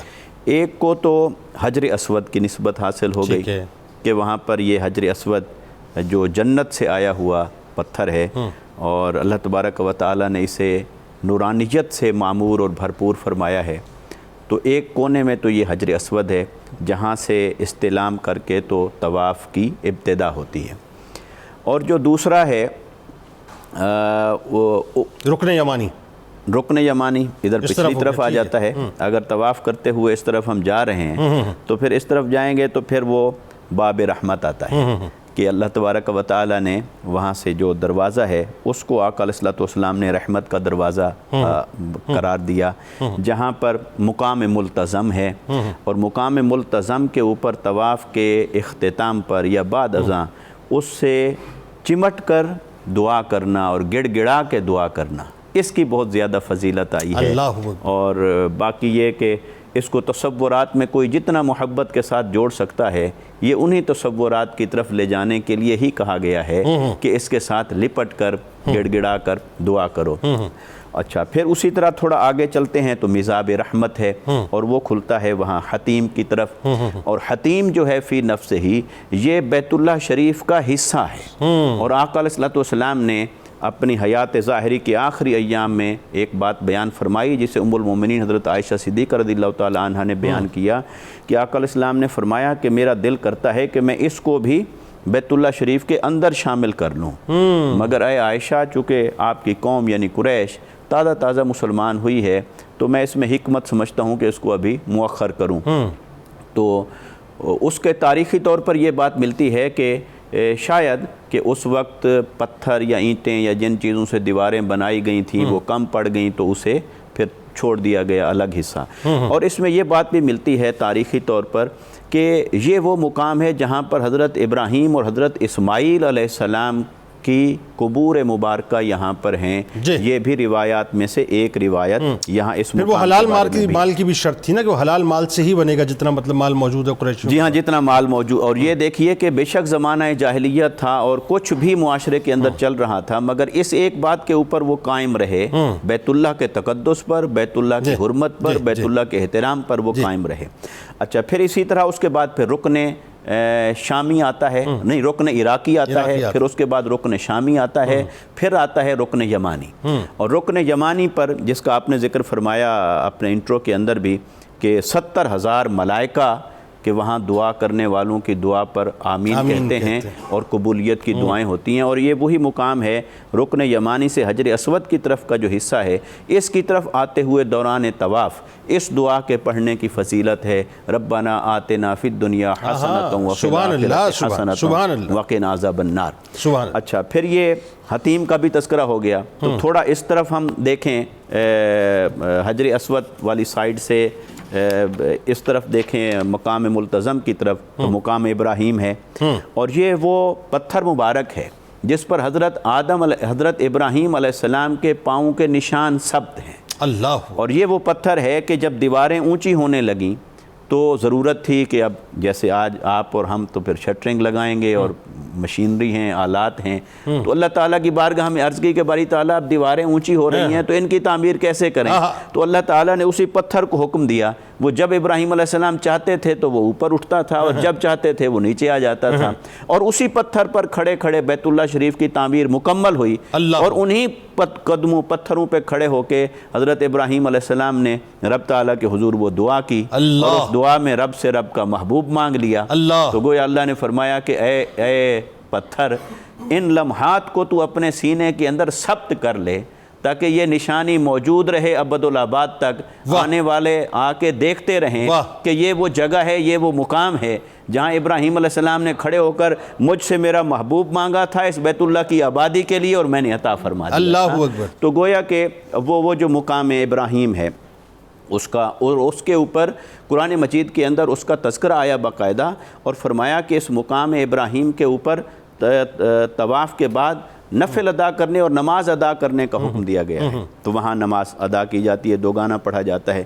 پھر اسی طرح یہ پورا مطاف ہے، یعنی جو صحن ہے اس کے ارد گرد اس کو مطاف کہتے ہیں، اس مطاف کی ایک اپنی فضیلت ہے۔ اور پھر مطاف سے تھوڑا آگے دیکھیں تو آب زمزم شریف ہے، جو حضرت اسماعیل علیہ السلام کے قدمین شریفین سے وہ چشمہ پھوٹا، اور یہ چشمہ پھوٹا اور یہ جاری و ساری ہے، اور اس کو اللہ تعالیٰ نے شفا بھی بنا دیا، برکت بھی بنا دیا، انوار و تجلیات کا مظہر بھی بنا دیا۔ سبحان اللہ۔ اور وہ سرچشمہ جب جاری ہوا تو اسی بیت اللہ شریف کی دوسری طرف جب ہم توجہ کرتے ہیں تو وہاں صفا اور مروہ ہے، وہاں حضرت ہاجرہ علیہ السلام وہاں اپنے بیٹے کے لیے حضرت اسماعیل علیہ السلام کے لیے پانی کی تلاش میں پھر رہی ہیں، ایک پہاڑی پہ چڑھتی ہیں پھر دوسری پہاڑی پہ چڑھتی ہیں، اور وہ جو درمیان میں آتی تھی جب، یعنی پہاڑی کے دونوں کے درمیان میں وہ جگہ تھوڑی نیچی ہو جاتی تھی، تو پھر حضرت اسماعیل علیہ السلام پر نگاہ رکھے ہوئے تھیں تو وہ چھپ جاتا چہرہ مبارک ان کا، تو اس لیے وہ وہاں پر جلدی دوڑتی، تیز چلتی تاکہ دوسری پہاڑی پہ چڑھیں، اور جب اوپر چڑھتی تو پھر نگاہ پڑتی رہتی تو وہ ایک تسلی میں رہتی، ممتا بھی اور پانی کی تلاش بھی۔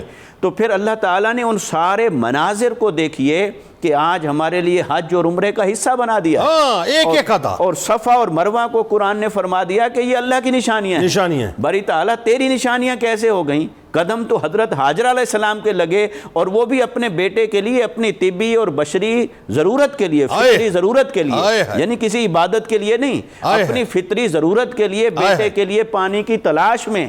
مگر اللہ تبارک و تعالیٰ کی شان یہ ہے وہ اپنے بندوں کی اداؤں سے اتنا پیار فرماتا ہے کہ انہی اداؤں کو جمع کر کے ہی اللہ نے ہمارے لیے حج بنا دیا ہے، ہمارے لیے عمرہ بنا دیا ہے۔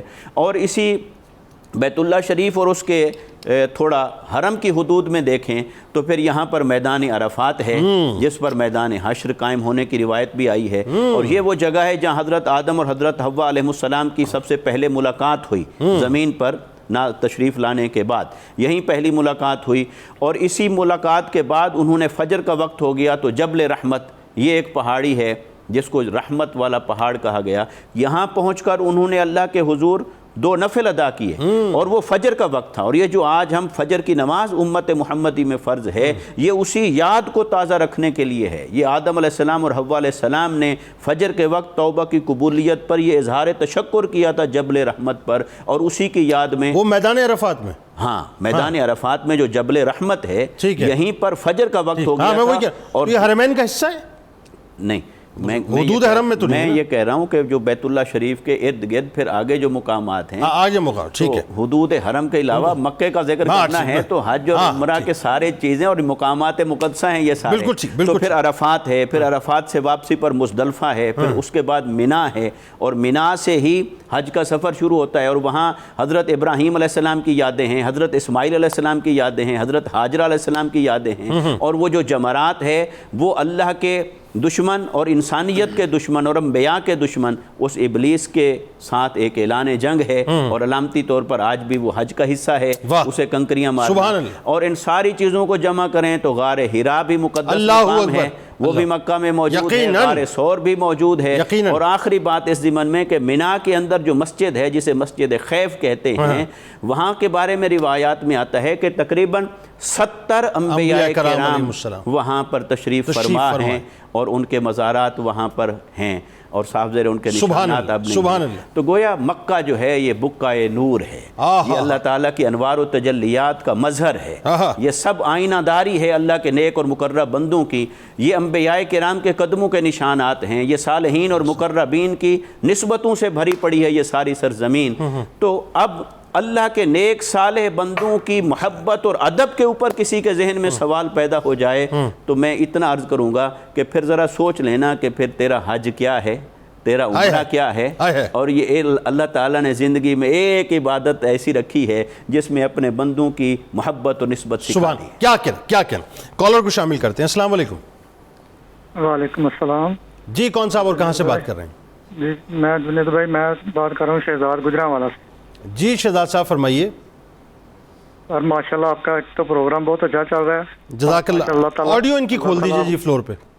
اللہ تعالیٰ آپ کو سلامت رکھے. اللہ تعالیٰ آپ کو اور ترقی دے. سر میرا سوال یہ ہے بہت کہ شکریہ. میری ٹانگ میں فریکچر ہے اور میں واش روم تک بھی یعنی جب جاتا ہوں تو میں زمین پہ اوپر ہینگ کے جیسے جاتے ہیں اس طرح میں جاتا ہوں. الحمدللہ. تو کیا میں نماز بھی پڑھتا ہوں لیکن وضو کا میرا بڑا مسئلہ ہے. اور گھر میں ٹائل پتھر لگا ہوا ہے یعنی تو مٹی بھی نہیں کہ میں جو تیمم کر سکوں. تو میرا سوال یہ ہے سر کہ میرا وضو یعنی کرنا ضروری ہے ہر دفعہ؟ میری نماز ہو جائے گی؟ آپ وضو کے لیے رینگ کے جاتے ہیں زمین پہ؟ ہاں میں واش روم میں جاتا ہوں وضو کے لیے. مجھ سے نہیں بار بار نہیں جایا جاتا. جب میں واش روم جا رہا ہوں آپ کے گھر میں کوئی مطلب آپ کے ساتھ کوئی ہے نہیں جو آپ کو وضو کرا سکے وہیں پہ؟ نہیں میرا ایک ہی بیٹا ہے وہ کام پہ چلا جاتا ہے. یعنی آپ گھر میں اکیلے ہوتے ہیں؟ ہاں گھر میں اکیلا ہوتا ہوں. اور میرے سسر ہے ماشاءاللہ وہ بھی ان کا نا یہ چولہا ٹوٹا ہوا ہے تو میری وائف اس کو بھی اتنا ٹائم نہیں ملتا کو مجھے زیادہ ٹائم دے. نہیں تو وہ ٹھیک ہے لیکن وضو کا پانی تو آپ کو بیڈ پہ سرو کر سکتی ہیں وہ اگر مطلب اس میں تو میرا خیال ہے کوئی مسئلہ نہیں ہونا چاہیے آپ کو. بس میرا یہی سوال تھا کہ یعنی اس کے علاوہ اگر کچھ میرے لیے کوئی سہولت ہو جائے آپ علماء کرام سے ملے گی. چلے میں پوچھ لوں.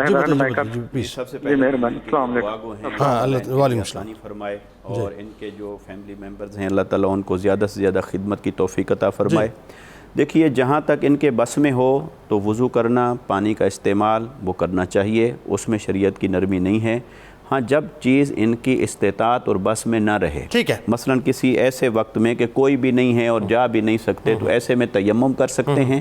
لیکن جب تک ان کی رسائی میں ہے ایکسیس میں ہے تو انہیں یہ اللہ کی نعمت سمجھنا چاہیے تکلیف کو اور تکلیف میں عبادت کرنا کئی گنا اجر کو بالکل. اور یقین دیکھیں نا ان کی بیگم گھر میں ہیں ظاہر ہے وہ اگر وہ ان کے سسر اور پانی پاس رکھوایا جا سکتا ہے مینج کیا جا سکتا ہے. ضرورت نہیں ہے اتنی مشقت کرنے کی رینگ کے جانے کی. پانی پاس رکھوائیں. اللہ تعالیٰ ان کی تکلیف آمین آمین. اصل بات یہ محمد شریف صاحب واشنگٹن ڈی سی سے ہمارے ساتھ ہیں. السلام علیکم.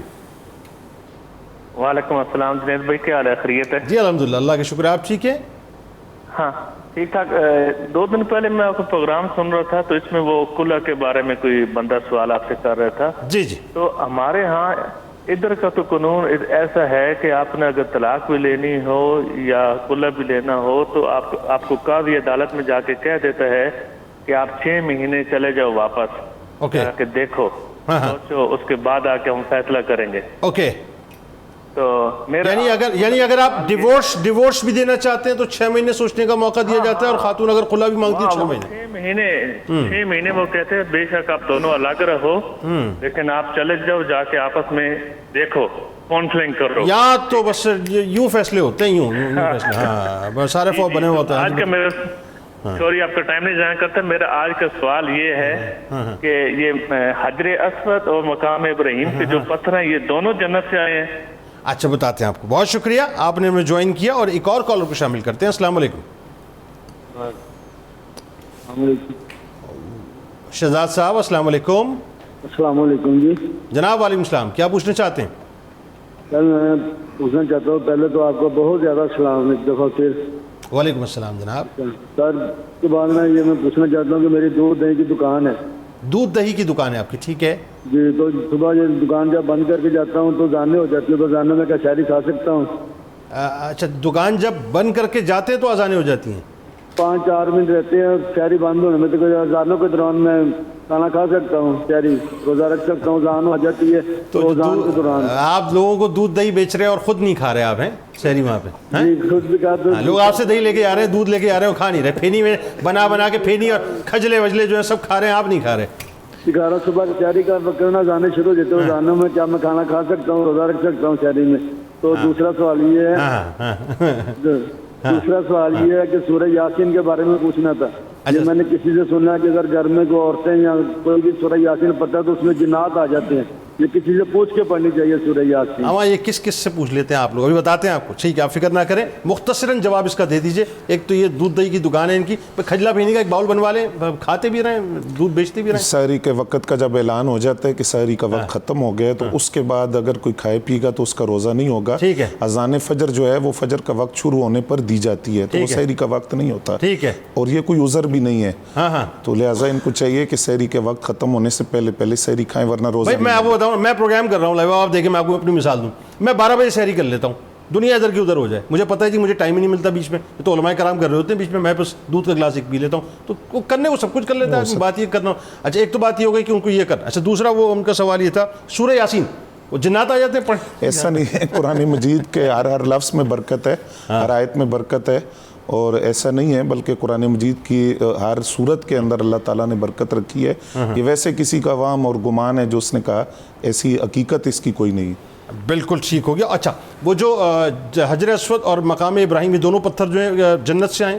جی دونوں، حجر اسود جو ہے وہ تو جنتی پتھر ہے، اسی طرح مقام ابراہیم کے بارے میں بھی۔ اچھا ٹھیک ہے، آئیے ڈاکٹر صاحب اب ہمیں ذرا تھوڑا سا مدینہ پاک کی مقدسات کے بارے میں بتائیے، جو زیارات ہیں ان کے بارے میں۔ بسم اللہ الرحمن الرحیم۔ مدینہ شریف کی برکتوں کا چونکہ تذکرہ ہو چکا تھا، تو مسجد نبوی کے ساتھ جو فضیلتیں اور برکتیں وابستہ ہیں، ایک دو روایتیں اس کے بارے میں گزارش کرتا ہوں۔ حضور نبی اکرم صلی اللہ علیہ وسلم نے فرمایا کہ یہ جو میری مسجد ہے مدینہ میں، اس میں ایک نماز پڑھنا 50,000 نمازوں کے برابر ہے۔ اللہ اکبر، اللہ۔ تو یہ جو فضیلت ہے یہ ہے صرف کمیت کے اعتبار سے، اس میں ایک کیفیت کو بھی عشاق نے محسوس کیا ہے۔ وہ کیا؟ کہ جب آپ مسجد نبوی میں نماز پڑھیں گے تو آپ کے نماز میں وہ جو حضور نبی اکرم صلی اللہ علیہ وسلم نے کثرت کے ساتھ مسجد نبوی میں نمازیں پڑھی ہیں، اس نماز کے فیض کا رنگ بھی آپ کو نصیب ہوگا۔ اور وہ جو نماز کے بارے میں جملہ ہے الصلاۃ معراج المومنین، سبحان، تو آپ اندازہ لگا سکتے ہیں کہ حضور نبی اکرم صلی اللہ علیہ وسلم نے جتنا عرصہ بھی مسجد نبوی میں نماز پڑھی، تو معراج کی کتنی کیفیتیں مسجد نبوی کی حدود میں سمٹ کے آتی ہیں۔ اللہ، اس لیے کمیت تو بیان کی گئی، کیفیت اس کی بیان نہیں کی جا سکتی۔ اس لیے جو عشاق وہاں نماز پڑھ کے آتے ہیں تو وہ کہتے ہیں جی ثواب کا تو تعین نظر آتا ہے، لیکن روحانی کیفیت کا کوئی تعین نظر نہیں آتا۔ اللہ اکبر۔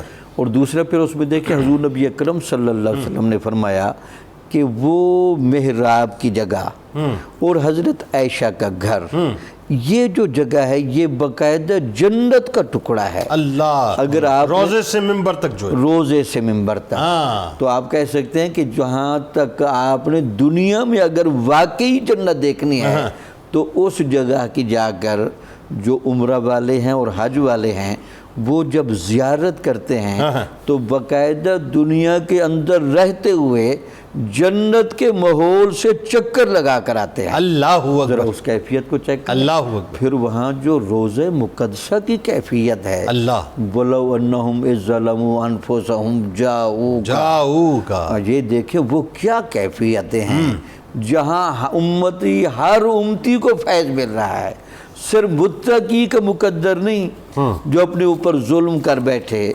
زیادتی کر بیٹھے، ان کو بھی یہاں جھولیاں بھری جا رہی ہیں جناب۔ پھر آپ نے دیکھا وہاں اصحاب صفہ کا وہ مقام ہے جن کی تربیت کے مظاہر اگر آپ چیک کریں، وہ لوگ جنہوں نے دین کی خدمت کے لیے اپنے آپ کو وقف کیا، وہ لوگ جنہوں نے دین کو سمجھنے کے لیے اور جہاد کے لیے اپنے آپ کو وقف کیا، اس ٹیم کی باقاعدہ جگہ موجود ہے۔ واہ۔ تو کہا جاتا ہے کہ جو بندہ یہ چاہتا ہے کہ میرے اندر دین کا جذبہ پیدا ہو، دین کے عمل کی کیفیت پیدا ہو، جذبہ جہاد پیدا ہو، اب بھی وہ جگہ مجرب ہے، آپ وہاں جا کر بیٹھیں اور دعا کریں تو اللہ تعالیٰ آپ کو حضور نبی اکرم صلی اللہ علیہ وسلم کے صدقے وہ اصحاب صفہ کا رنگ بھی عطا کرے گا۔ اللہ، آپ کے اندر دینداری کا ایک جذبہ پیدا ہوگا، سبحان اللہ، اللہ کے لیے اپنے آپ کو وقف کرنے کا ایک جذبہ پیدا ہوگا، سبحان اللہ، اور آپ دنیا کی محبت سے باہر نکل آئیں گے۔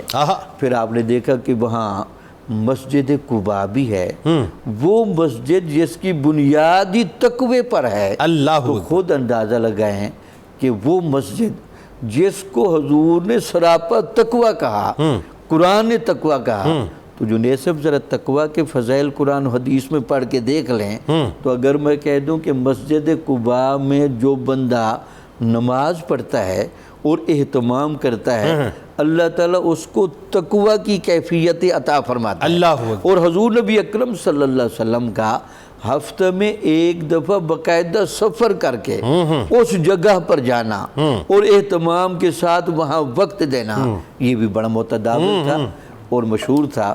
پھر اس کے بعد آپ نے دیکھا کہ یہ جو مدینے کی گلیاں ہیں اور مدینے کے ارد گرد کا جو ماحول ہے، جس کے بارے میں ذرا صوفیات سے تو پوچھ کر دیکھیں، ایک ایک ذرہ کہ وہاں کیا کیفیت ہے، وہاں کیا رحمت ہے، وہاں کیا رنگ ہے، تو سارا مدینے کے ارد گرد کے مسجد سبھی مقدس ہے، سبھی مقدس ہیں اور ان پر اللہ کا خاص رنگ۔ سبحان اللہ۔ اچھا جی، اب آئیے ذرا ہمیں ایک بار پھر لیے چلیں مکہ پاک، اور مکہ پاک میں اس قبرستان کا جو ہے وہ اپنا ذکر کرتے ہیں، یا تصور میں وہاں جا کر حاضری پیش کرتے ہیں، جہاں ظاہر ہے تمام ہی ہستیاں ممتاز، لیکن دو ہستیاں جو ہیں ایسی ہیں کہ جو ایک خاتون اول محسنہ اسلام ہماری ماں سیدہ خدیجہ الکبریٰ سلام اللہ علیہ، اور دوسرے جناب ابو طالب علیہ السلام۔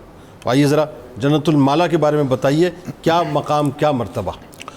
جنید بھائی، جنت المالا وہ قبرستان ہے جس کو جنت البقیع کے بعد دنیا کا افضل قبرستان کہا گیا، اور لاکھوں مسلمانوں کے لیے یہ زیارت گاہ ہے، اور بہت سے صحابہ کرام رضوان اللہ تعالیٰ علیہ مجمعین، آقا کریم صلی اللہ علیہ وآلہ وسلم کے آباء و اجداد اور چچاؤں کی قبریں جنت المالا کے اندر موجود ہیں۔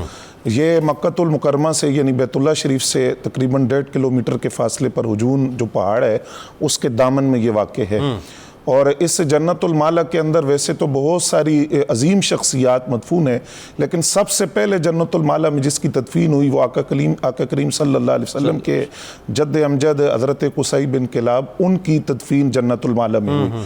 اس کے بعد یہاں لوگوں نے تدفین شروع کی اور اس سے یہ قبرستان کی شکل اختیار کر گئے۔ اسی طرح آقا کریم صلی اللہ علیہ وآلہ وسلم کے دادا جان حضرت عبد المطلب رضی اللہ تعالیٰ عنہ، ان کی قبر بھی جنت المالا کے اندر موجود ہے، اور آپ کے کئی چچاؤں کی اور جناب ابو طالب کی قبر بھی جنت المالا میں موجود ہے۔ پھر خاندان بنو ہاشم کے اکثر لوگ اور قبیلہ قریش کے اکثر لوگوں کی قبریں یہاں ہیں، اسی لیے اس کو مقبرہ بنو ہاشم بھی کہتے ہیں، مقبرہ قریش بھی کہتے ہیں، مقبرہ ہجون بھی کہتے ہیں۔ پھر اسی طرح اسی جنت المالا کے اندر کائنات انسانیت کی وہ عظیم ترین خاتون جو مسلمہ اول ہیں، معلمہ اول ہیں، مبلغہ اول ہیں، محسنہ اسلام ہیں، ملکۃ العرب ہیں، اور یا نساء النبی لستن کاحد من النساء کی پہلی تفسیر ہے وہ، اور وازواجہ امہاتہم کا پہلا مصداق ہے، سیدہ ام المومنین حضرت خدیجہ الکبریٰ رضی اللہ تعالیٰ عنہ، جن کی خدمات جلیلہ کا ذکر نبی علیہ السلام نے یوں فرمایا کہ جب میرے پیچھے نماز پڑھنے والا کوئی نہیں تھا، انہوں نے نماز پڑھی، اشاعت اسلام کے لیے اپنا مال پیش کیا، میری آواز پر لبیک کہا، اور پھر فرمایا کہ خدیجہ جیسا کوئی نہیں ہو سکتا۔ تو ان کی جو قبر انور ہے وہ بھی جنت المالا کے اندر موجود ہے۔ پھر اسی جنت المالا کے اندر ایک اور کائنات انسانیت کی عظیم خاتون اور بڑی جری اور بہادر خاتون، جنہوں نے جان ہتھیلی پر رکھ کر شب ہجرت کے اندر کھانا نبی علیہ السلام تک غار ثور میں پہنچایا۔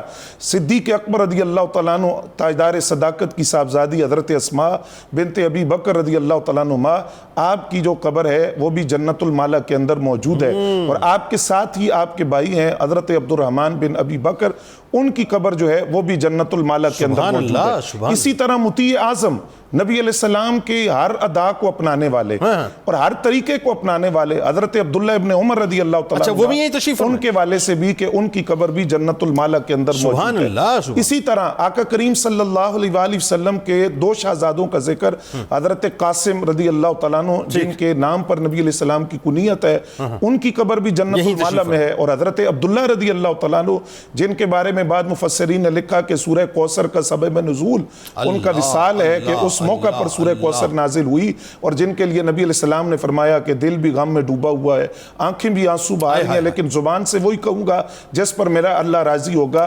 حضرت عبداللہ رضی اللہ تعالیٰ عنہ حضور کے شہزادے، ان کی قبر بھی جنت المعلا کے اندر موجود ہے۔ اسی طرح کئی تابعین اور تبع تابعین کی قبریں، حضرت فضیل بن عیاض رضی اللہ تعالیٰ عنہ ان کی قبر وہاں موجود ہے۔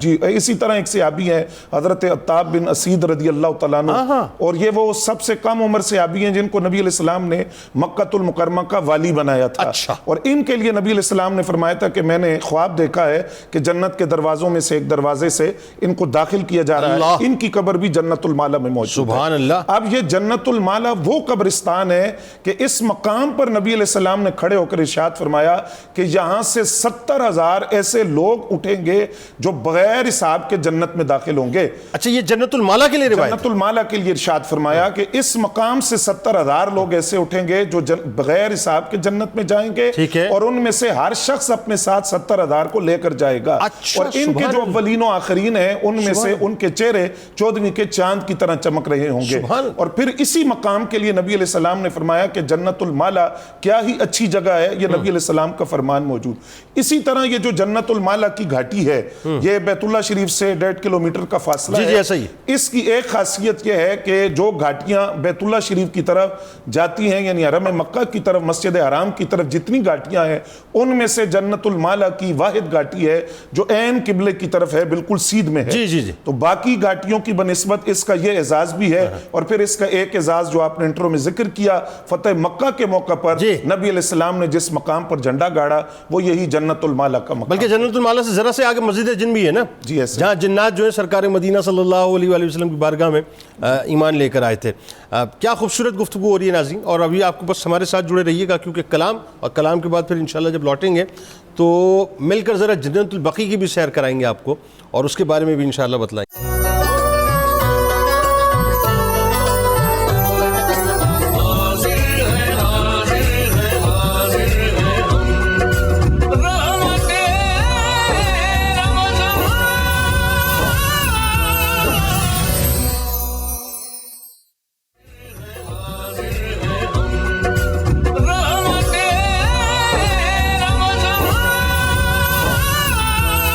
جناب ایک بار پھر میں آپ کو خوش آمدید کہتا ہوں۔ رحمت رمضان کی خصوصی براہ راست شریعت ہے، اور حرمین شریفین کے مقدس مقامات کا ناظرین آج ذکر ہو رہا ہے، اور اب ہم آپ کو لیے چلتے ہیں زمین کے اس ٹکڑے کی جانب جسے مدینہ پاک کہتے ہیں، اور مدینہ پاک میں اس ٹکڑے کی جانب جسے ہم جنت البقیع کہتے ہیں، جو دنیا کے سارے قبرستانوں کا تاج، یعنی سب سے اعلیٰ و عرفہ ہے۔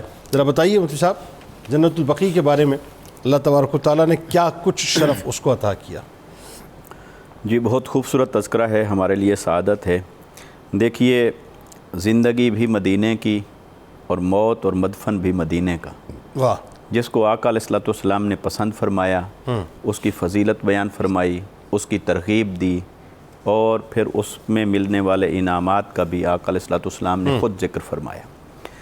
دیکھیے یہ کتنی پیاری حدیث مبارکہ ہے کہ حضور نبی اکرم صلی اللہ علیہ وسلم ارشاد فرماتے ہیں، فرمایا کہ من استطاع ان یموت بالمدینہ، جس کی یہ استطاعت ہو، جس سے یہ ہو سکتا ہو کہ وہ مدینہ میں آ کر مرے، فلیمت بہا، تو پس اس پر لازم ہے کہ وہ یہیں آ کر مرے، اس کو چاہیے کہ یہیں آ کر مرے۔ اور فرمایا کہ جو یہاں آ کر مرے گا اور یہاں اس کی تدفین ہوگی تو قیامت کے دن میں اس کی شفاعت کروں گا۔ اور پھر ایک روایت میں فرمایا میں اس کا شہید بھی ہوں، شفیع بھی ہوں، یعنی میں اس کا گواہ بھی ہوں اور میں اس کا شفاعت کرنے والا بھی ہوں۔ تو آقا علیہ الصلوۃ والسلام نے ترغیب دلائی جہاں آ کر مرنے کی، تو اسی طرح وہاں آ کر رہنے کی بھی ترغیب دلائی۔ اللہ اکبر۔ آقا علیہ الصلوۃ والسلام نے فرمایا کہ من سکن بالمدینہ، جو مدینہ میں آ کر رہے، اور پھر ساتھ شرط رکھی کہ اس کی بلاؤں پر، تکلیفوں پر صبر کرے، تو فرمایا اس کے لیے بھی میں قیامت کے دن شفاعت کرنے والا ہوں اور اس کا گواہ بھی ہوں۔ تو آقا علیہ الصلوۃ والسلام نے مدینہ کی زندگی اور مدینہ کی موت اس کی فضیلت بیان فرمائی. اور حضرت عمر بن خطاب رضی اللہ تعالیٰ عنہ آپ کیا دعا فرمایا کرتے تھے اپنے زمانہ خلافت میں اور آخری ایام، یعنی جب خلیفہ تھے تو آپ دعا فرمایا کرتے تھے کہ اے باری تعالیٰ مجھے شہادت کی موت عطا فرما اور مدینے میں موت عطا فرما. تو ان سے کسی نے تعجب کے ساتھ سوال کر لیا کہ آپ چونکہ خلیفۃ المؤمنین ہیں تو لہٰذا آپ سرحدوں پہ تو جا نہیں رہے، کیونکہ وہ تو صحابہ کرام نے آپ کو روک رکھا تھا بھی آپ مدینہ سے باہر نہ جائیں، آپ کی یہاں ضرورت ہے. تو جب آپ سرحدوں پہ نہیں جا رہے تو جہاں جہاد کے مقام اور محل میں موجود نہیں ہوں گے تو پھر شہادت کیسی؟ اور پھر مدینہ میں موت اور شہادت کی موت، تو یہ دو چیزیں بظاہر ایسے لگتا ہے کہ جمع تو نہیں کی جا سکتی. تو وہ فرماتے تھے کہ بس میرا کام ہے رب تعالیٰ سے مانگنا، اس کا کام ہے عطا کرنا، اور وہ ایسا قادر مطلق ہے کہ اس کے لیے کچھ بھی بعید اور ناممکن نہیں. اور ایسا ہی ہوا کہ اللہ تعالیٰ نے آپ کو شہادت کی موت بھی عطا فرمائی اور پھر مدینہ میں بھی عطا فرمائی. تو جو خلفائے راشدین میں سے حضرت ابوبکر صدیق رضی اللہ تعالیٰ عنہ، حضرت عمر بن خطاب رضی اللہ تعالیٰ عنہ، آپ تو آقا علیہ السلام کے پہلو میں ہو گئے. اور اسی طرح حضرت عثمان رضی اللہ تعالیٰ عنہ آپ جنت البقیع کے اندر موجود ہیں. اور جنت البقیع کے اندر جو دیگر ہستیاں موجود ہیں، اگر ان کے ہم اس اعتبار سے دیکھیں تو کتنی اس کو فضیلت حاصل ہے. سب سے پہلے تو آپ یہ دیکھیے کہ خود آقا علیہ السلام کی جتنی ازواج مطہرات ہیں امہات المؤمنین، تو وہ تمام کی تمام سوائے حضرت خدیجۃ الکبریٰ رضی اللہ تعالی عنہا کے اور حضرت میمونہ کے، ان دو کے علاوہ آپ کی تمام ازواج جو ہیں ان کا مدفن وہ یہاں جنت البقیع کے اندر ہے. پھر آپ کی شہزادیوں کائنات کی شہزادی حضرت ابراہیم علیہ السلام آپ کے شہزادی، سیدۃ النساء العالمین سیدہ فاطمہ زہرا رضی اللہ تعالی عنہا، آپ وہاں پر تشریف فرما ہیں. پھر اسی طرح آقا علیہ السلام کے اہل بیت اطہار میں سے اگر ہم بات کریں تو آپ کی صاحبزادی سیدہ فاطمہ رضی اللہ تعالی عنہا، پھر باقی تینوں صاحبزادیاں وہ بھی یہیں جنت البقیع کے اندر ان کا مدفن ہے، وہ بھی یہیں موجود ہیں. اور آقا علیہ السلام کی آل میں سے اگر حضرت عباس بن عبد المطلب، آپ کا مدفن بھی جنت البقیع کے اندر ہے. حضرت امام حسن مجتبیٰ رضی اللہ تعالیٰ عنہ، آپ کا مدفن یہاں جنت البقیع کے اندر ہے. اور حتیٰ کہ امام زین العابدین، امام باقر، امام جعفر الصادق رضوان اللہ تعالیٰ علیہم اجمعین، سرکار علیہ السلام کے شہزادے حضرت ابراہیم علیہ السلام آپ یہاں تشریف فرما ہیں.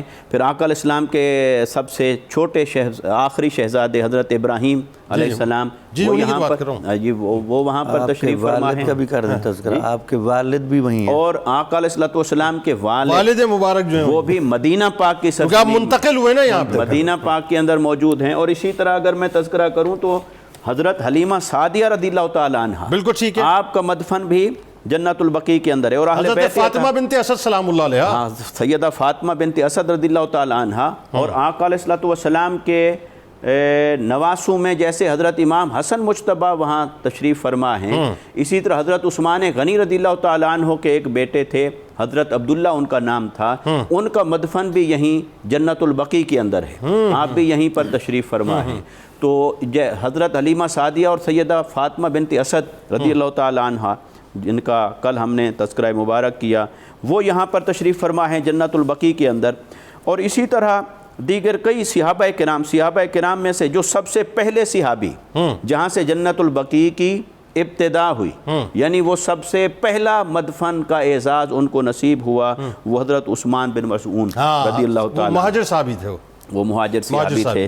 اور پھر ایک انصاری صحابی اسعد بن زرارہ، رضی اللہ، تو بعد میں ان کا بھی وہاں. تو یہ دو صحابہ ہیں جہاں سے یہ جنت البقیع کی ابتدا ہوتی ہے. اور 10,000 صحابہ کرام رضوان اللہ تعالیٰ علیہ، یقیناً 10,000 سے اور اس سے زیادہ عدد ہو سکتا ہے. امام مالک پھر یہاں پہ اہل مدینہ کا. اور پھر اگر میں وہ 7 فقہا جن کو یعنی فقہائے مدینہ ہونے کا شرف حاصل ہوا، وہ فقہائے مدینہ کا اعزاز پانے والی ہستیاں، ان میں سعید بن مسیب رضی اللہ تعالیٰ عنہ، عروہ بن زبیر، ابو بکر بن عبد الرحمن، قاسم بن محمد بن ابی بکر، عبید اللہ بن عبداللہ بن عتبہ بن مسعود، اور سلیمان بن یسار، تو یہ زید بن ثابت. تو یہ صحابہ کرام بھی، یہ 7 فقہا صحابہ کرام، یہ بھی جنت البقیع کے اندر تشریف فرما ہیں.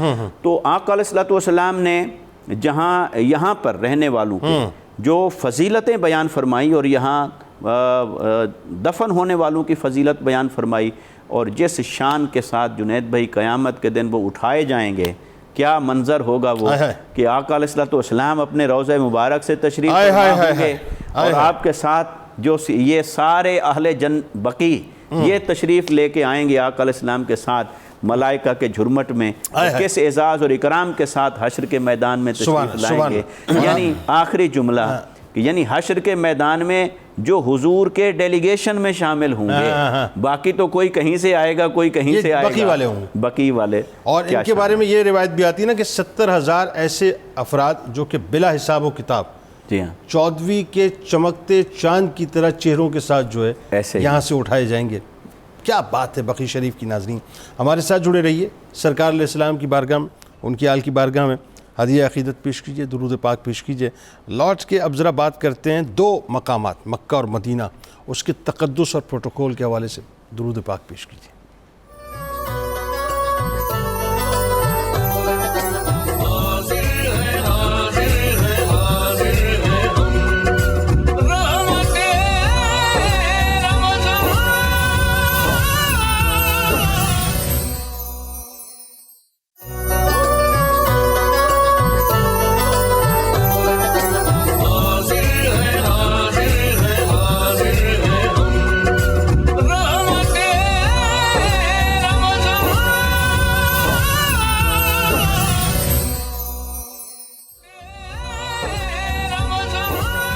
جناب ایک بار پھر آپ کو خوش آمدید، اور بات ہو رہی ہے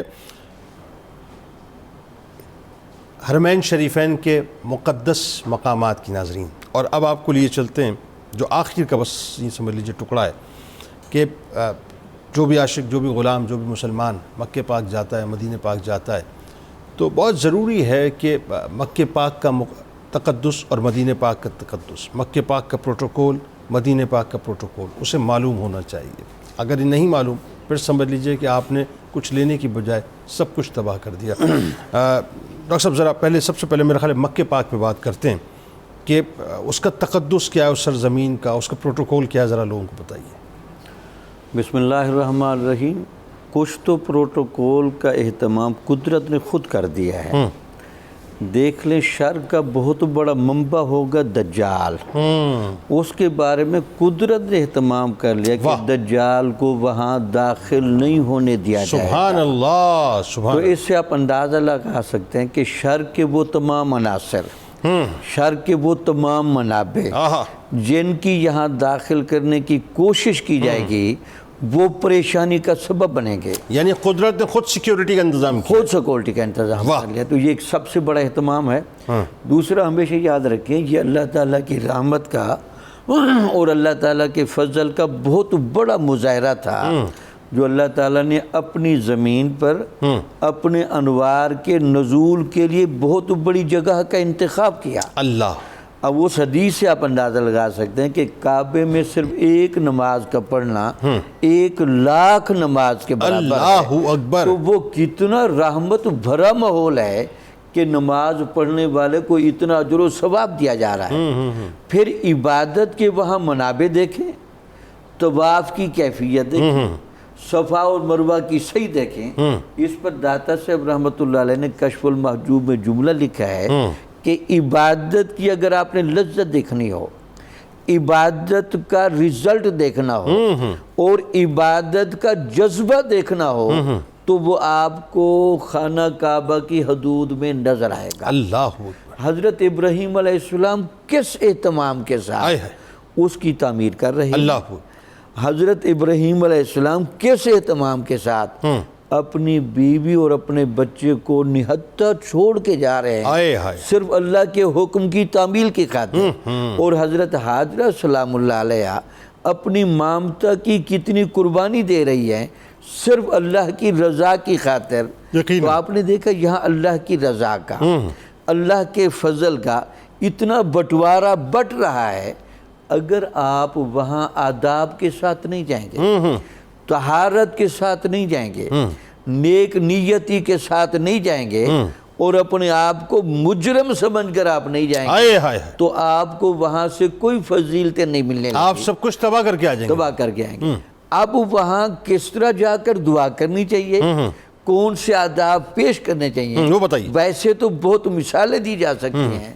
حضرت امام زین العابدین کا عمل لوگوں نے دیکھا، وہ جس طرح رات کو چہرہ لپیٹ کر ہے اور جس انداز سے مقام ملتزم کو پکڑ کر انہوں نے اپنے آپ کو خطاوار کے جملے کہے، صرف امت کو درس دینے کے لیے، سمجھانے کے لیے. بھئی یہاں آتے کیسے ہیں، آداب کیسے بجائے لیے جاتے ہیں، اللہ تعالیٰ سے معافی کیسے مانگی جاتی ہے اور اپنا قصوروار ہونا کیسے ثابت کیا جاتا ہے، تو وہاں جائیں آداب کے ساتھ، واہ، پیار کے ساتھ، سبحان اللہ، بچ بچ کر، سبحان اللہ، اور بندگی کا وہاں عروج چیک کریں. واہ، اتنی انسانیت، پوری انسانیت کا سب سے بڑا مجمع ہوتا ہے جب وہ سجدہ ریز ہوتا ہے.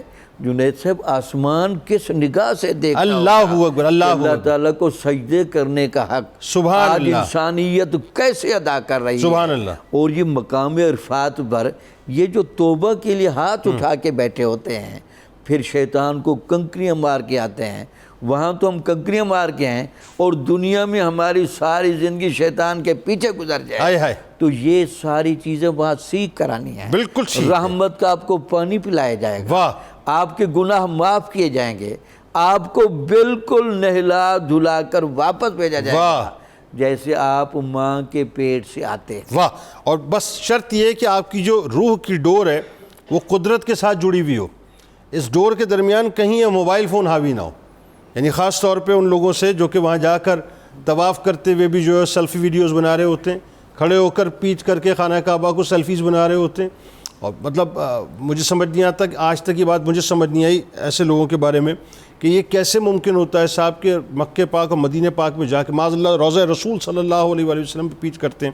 یہ کیسے کر دیتے ہیں، میری سمجھ سے باہر ہے. یعنی کہ ان کی جو روح ہے وہ کیسے غیر حاضر ہو جاتی ہے اللہ اور رسول کی بارگاہ سے، اور یہ موبائل فون میں لگ جاتی ہے. اب جائیے فائنلی ذرا بتائیے، اب آئیے مدینہ پاک ہمیں لے چلیں، اور مدینہ پاک کا تقدس، اس کا پروٹوکول. ادب گاہ زیر آسماں از اللہ اکبر، نفس کم کردہ می آیت جنید و با یزید جا. یہ شہر نبی وہ شہر ہے جس میں وہ بارگاہ موجود ہے جس کے بارے میں قرآن مجید نے مغفرت کی جو 3 شرطیں بیان کی، وَلَوْ أَنَّهُمْ اِذْ ظَلَمُوا أَنفُسَهُمْ جَاءُوكَ، کہ اگر یہ اپنی جانوں پر ظلم کر لیں تو حبیب تیری بارگاہ میں آ جائیں، اللہ سے بخشش طلب کریں اور آپ ان کی سفارش کریں تو اللہ کریم ضرور ان کی توبہ کو قبول فرمائے گا، اور وہ رحیم ذات ہے. اور پھر یہ وہی بارگاہ مقدس ہے کہ جس کا تقدس یہ ہے کہ یہاں 70,000 فرشتے صبح آتے ہیں، 70,000 فرشتے شام آتے ہیں اور آقا کریم صلی اللہ علیہ وسلم کی ذات گرامی پر درود پیش کرتے ہیں.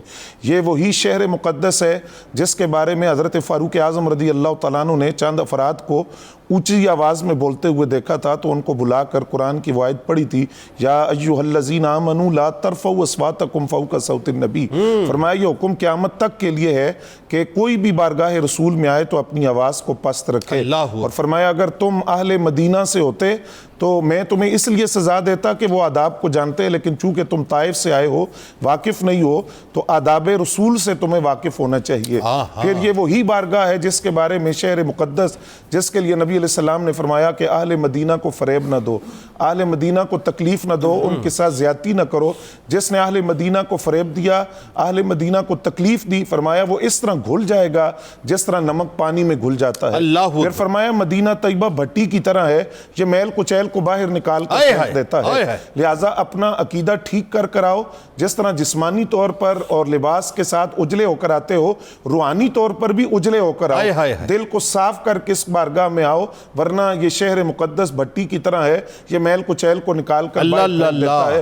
جس طرح شیخ عبدالحق العبادی سے کسی نے پوچھا تھا کہ یہ بھٹی کی طرح اس کا کیا مطلب ہے؟ فرمایا خواب میں دیکھنا کچھ لوگوں کو جنت البقیع میں لایا جا رہا ہے، کچھ کو نکال کر باہر لے جا رہے ہیں، تو فرمایا یہ بھٹی کی طرح ہے مدینہ طیبہ سے محبت رکھنے والا, صحیح عقیدے والا کہیں بھی فوت ہو آخر وہ جنت البقیع میں آتا ہے. کیا کہنے. اور یہاں سے جو بدعقیدہ لوگ ہیں اور ایسے لوگ جن کے دل صاف نہیں ہے آقا کریم کی ذات کے والے سے, دین کے والے سے, ان کو نکال کر باہر پھینک دیا جاتا ہے. اللہ, یہ بات ہمیشہ ذہن میں رکھنی چاہیے کہ جب بھی بارگاہ رسول میں, شہر نبی میں حاضر ہوں, اپنی روحانی طور پر بھی اجلے ہو کر جائیں اور جسمانی طور پر بھی اجلے ہو کر اس بارگاہ کے اندر حاضر ہوں.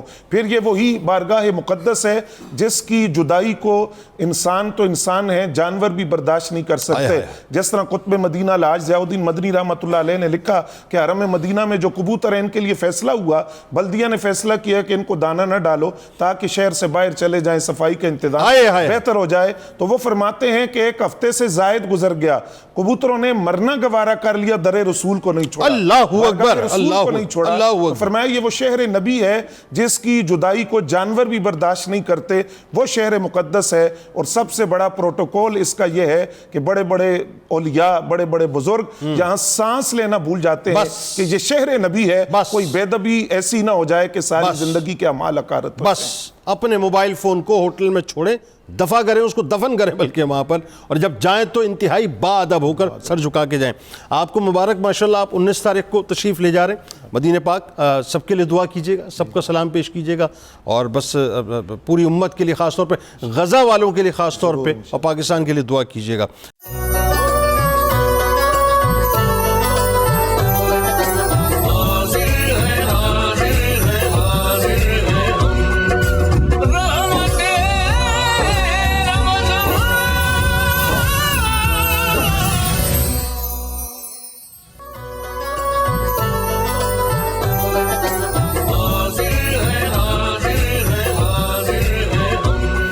جناب ایک بار پھر آپ کو خوش آمدید کہتا ہوں. قصص الانبیاء اور یوسف علیہ السلام کا ذکر پاک, اور معاملہ کل جہاں رکا تھا وہیں سے شروع کرتے ہیں.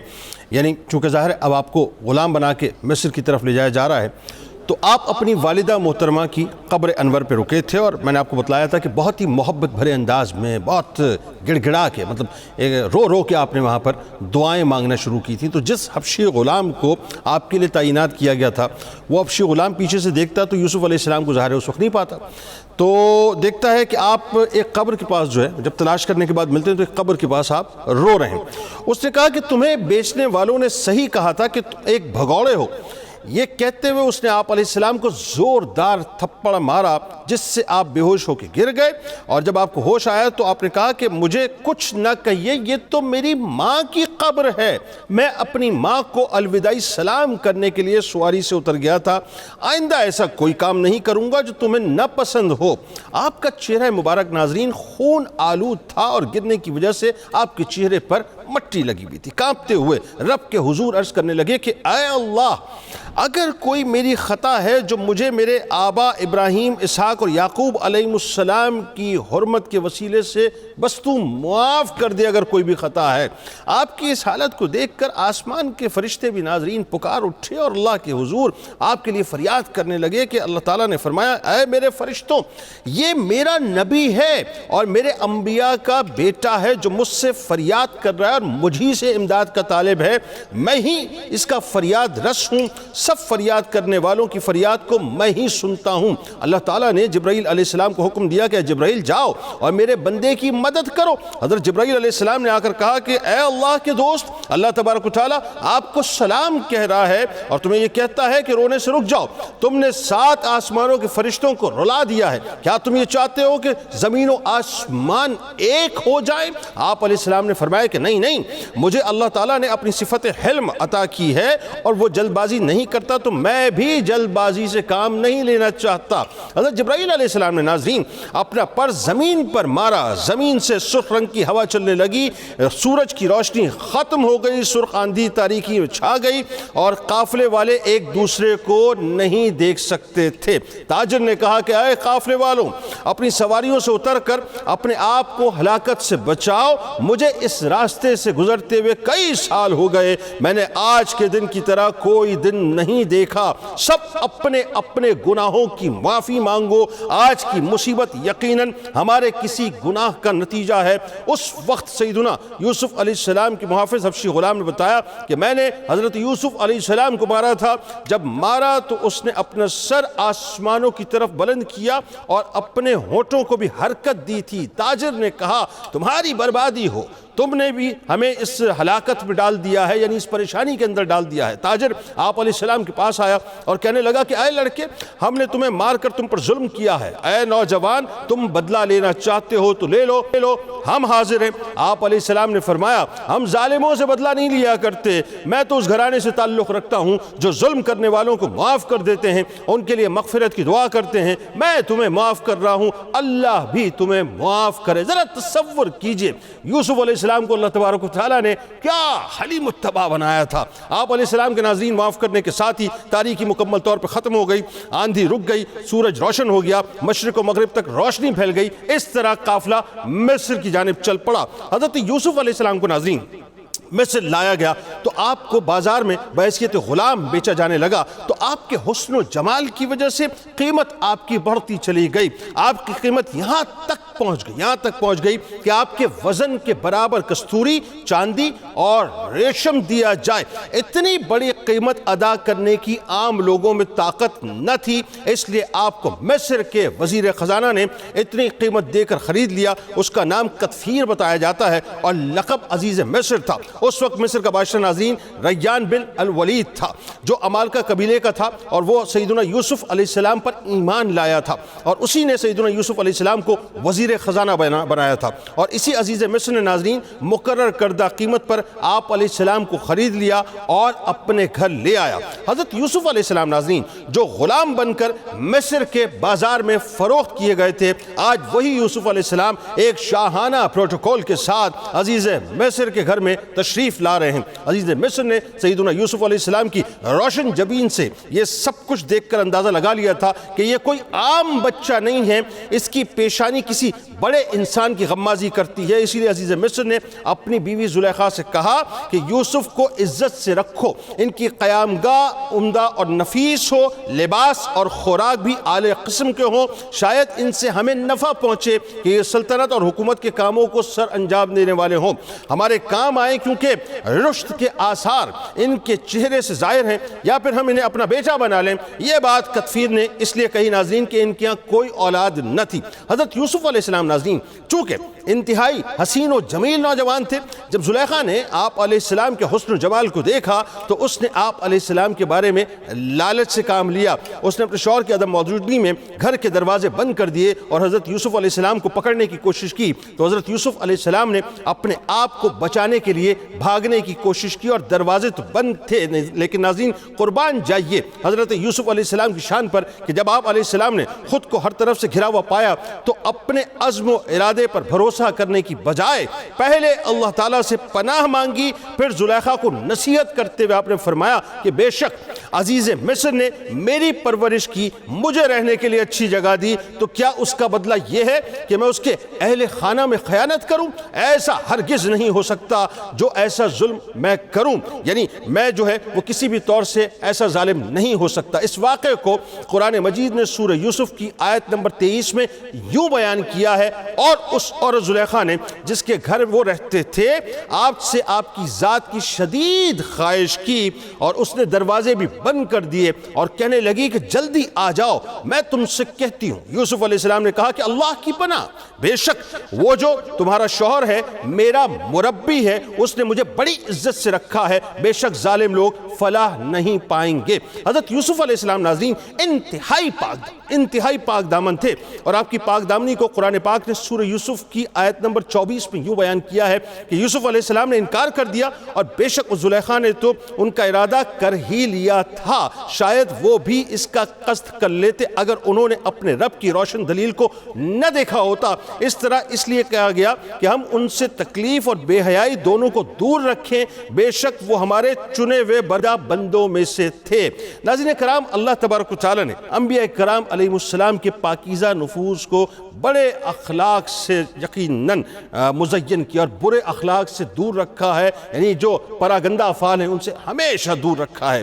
ایک روایت یہ بھی ہے کہ جس وقت زلیخا حضرت یوسف علیہ السلام کے در پہ ہوئی، اس وقت آپ علیہ السلام نے اپنے والد ماجد حضرت یعقوب علیہ السلام کو دیکھا کہ وہ انگشت مبارک سے یعنی دندان اقدس کے باقاعدہ اسے نیچے دبا کر اجتناب کرنے کا اشارہ فرما رہے ہیں۔ جب آپ علیہ السلام نے اپنے رب تعالیٰ کی برہان دیکھی تو دروازے کی طرف بھاگے اور زلیخا ان کے پیچھے پیچھے ان کو پکڑنے کے لیے بھاگی۔ آخر کار زلیخا حضرت یوسف علیہ السلام تک پہنچی اور اس نے آپ علیہ السلام کا کرتا پیچھے سے پکڑ کر آپ کو کھینچا۔ اس کے بعد کیا ہوا ناظرین، یہ انشاءاللہ زندگی رہی تو اب کل آپ کو بتلاؤں گا۔ سلسلہ جاری ہے، ملاقات آپ سے کروں گا شام 4 بجے افطار کی خصوصی براہ راست نشریات پہ۔ اس دعا، اس امید، اس یقین کے ساتھ اجازت دیں، اللہ تعالیٰ آپ کا، ہمارا، ہم سب کا حامی و ناصر، آمین۔ اللہ حافظ۔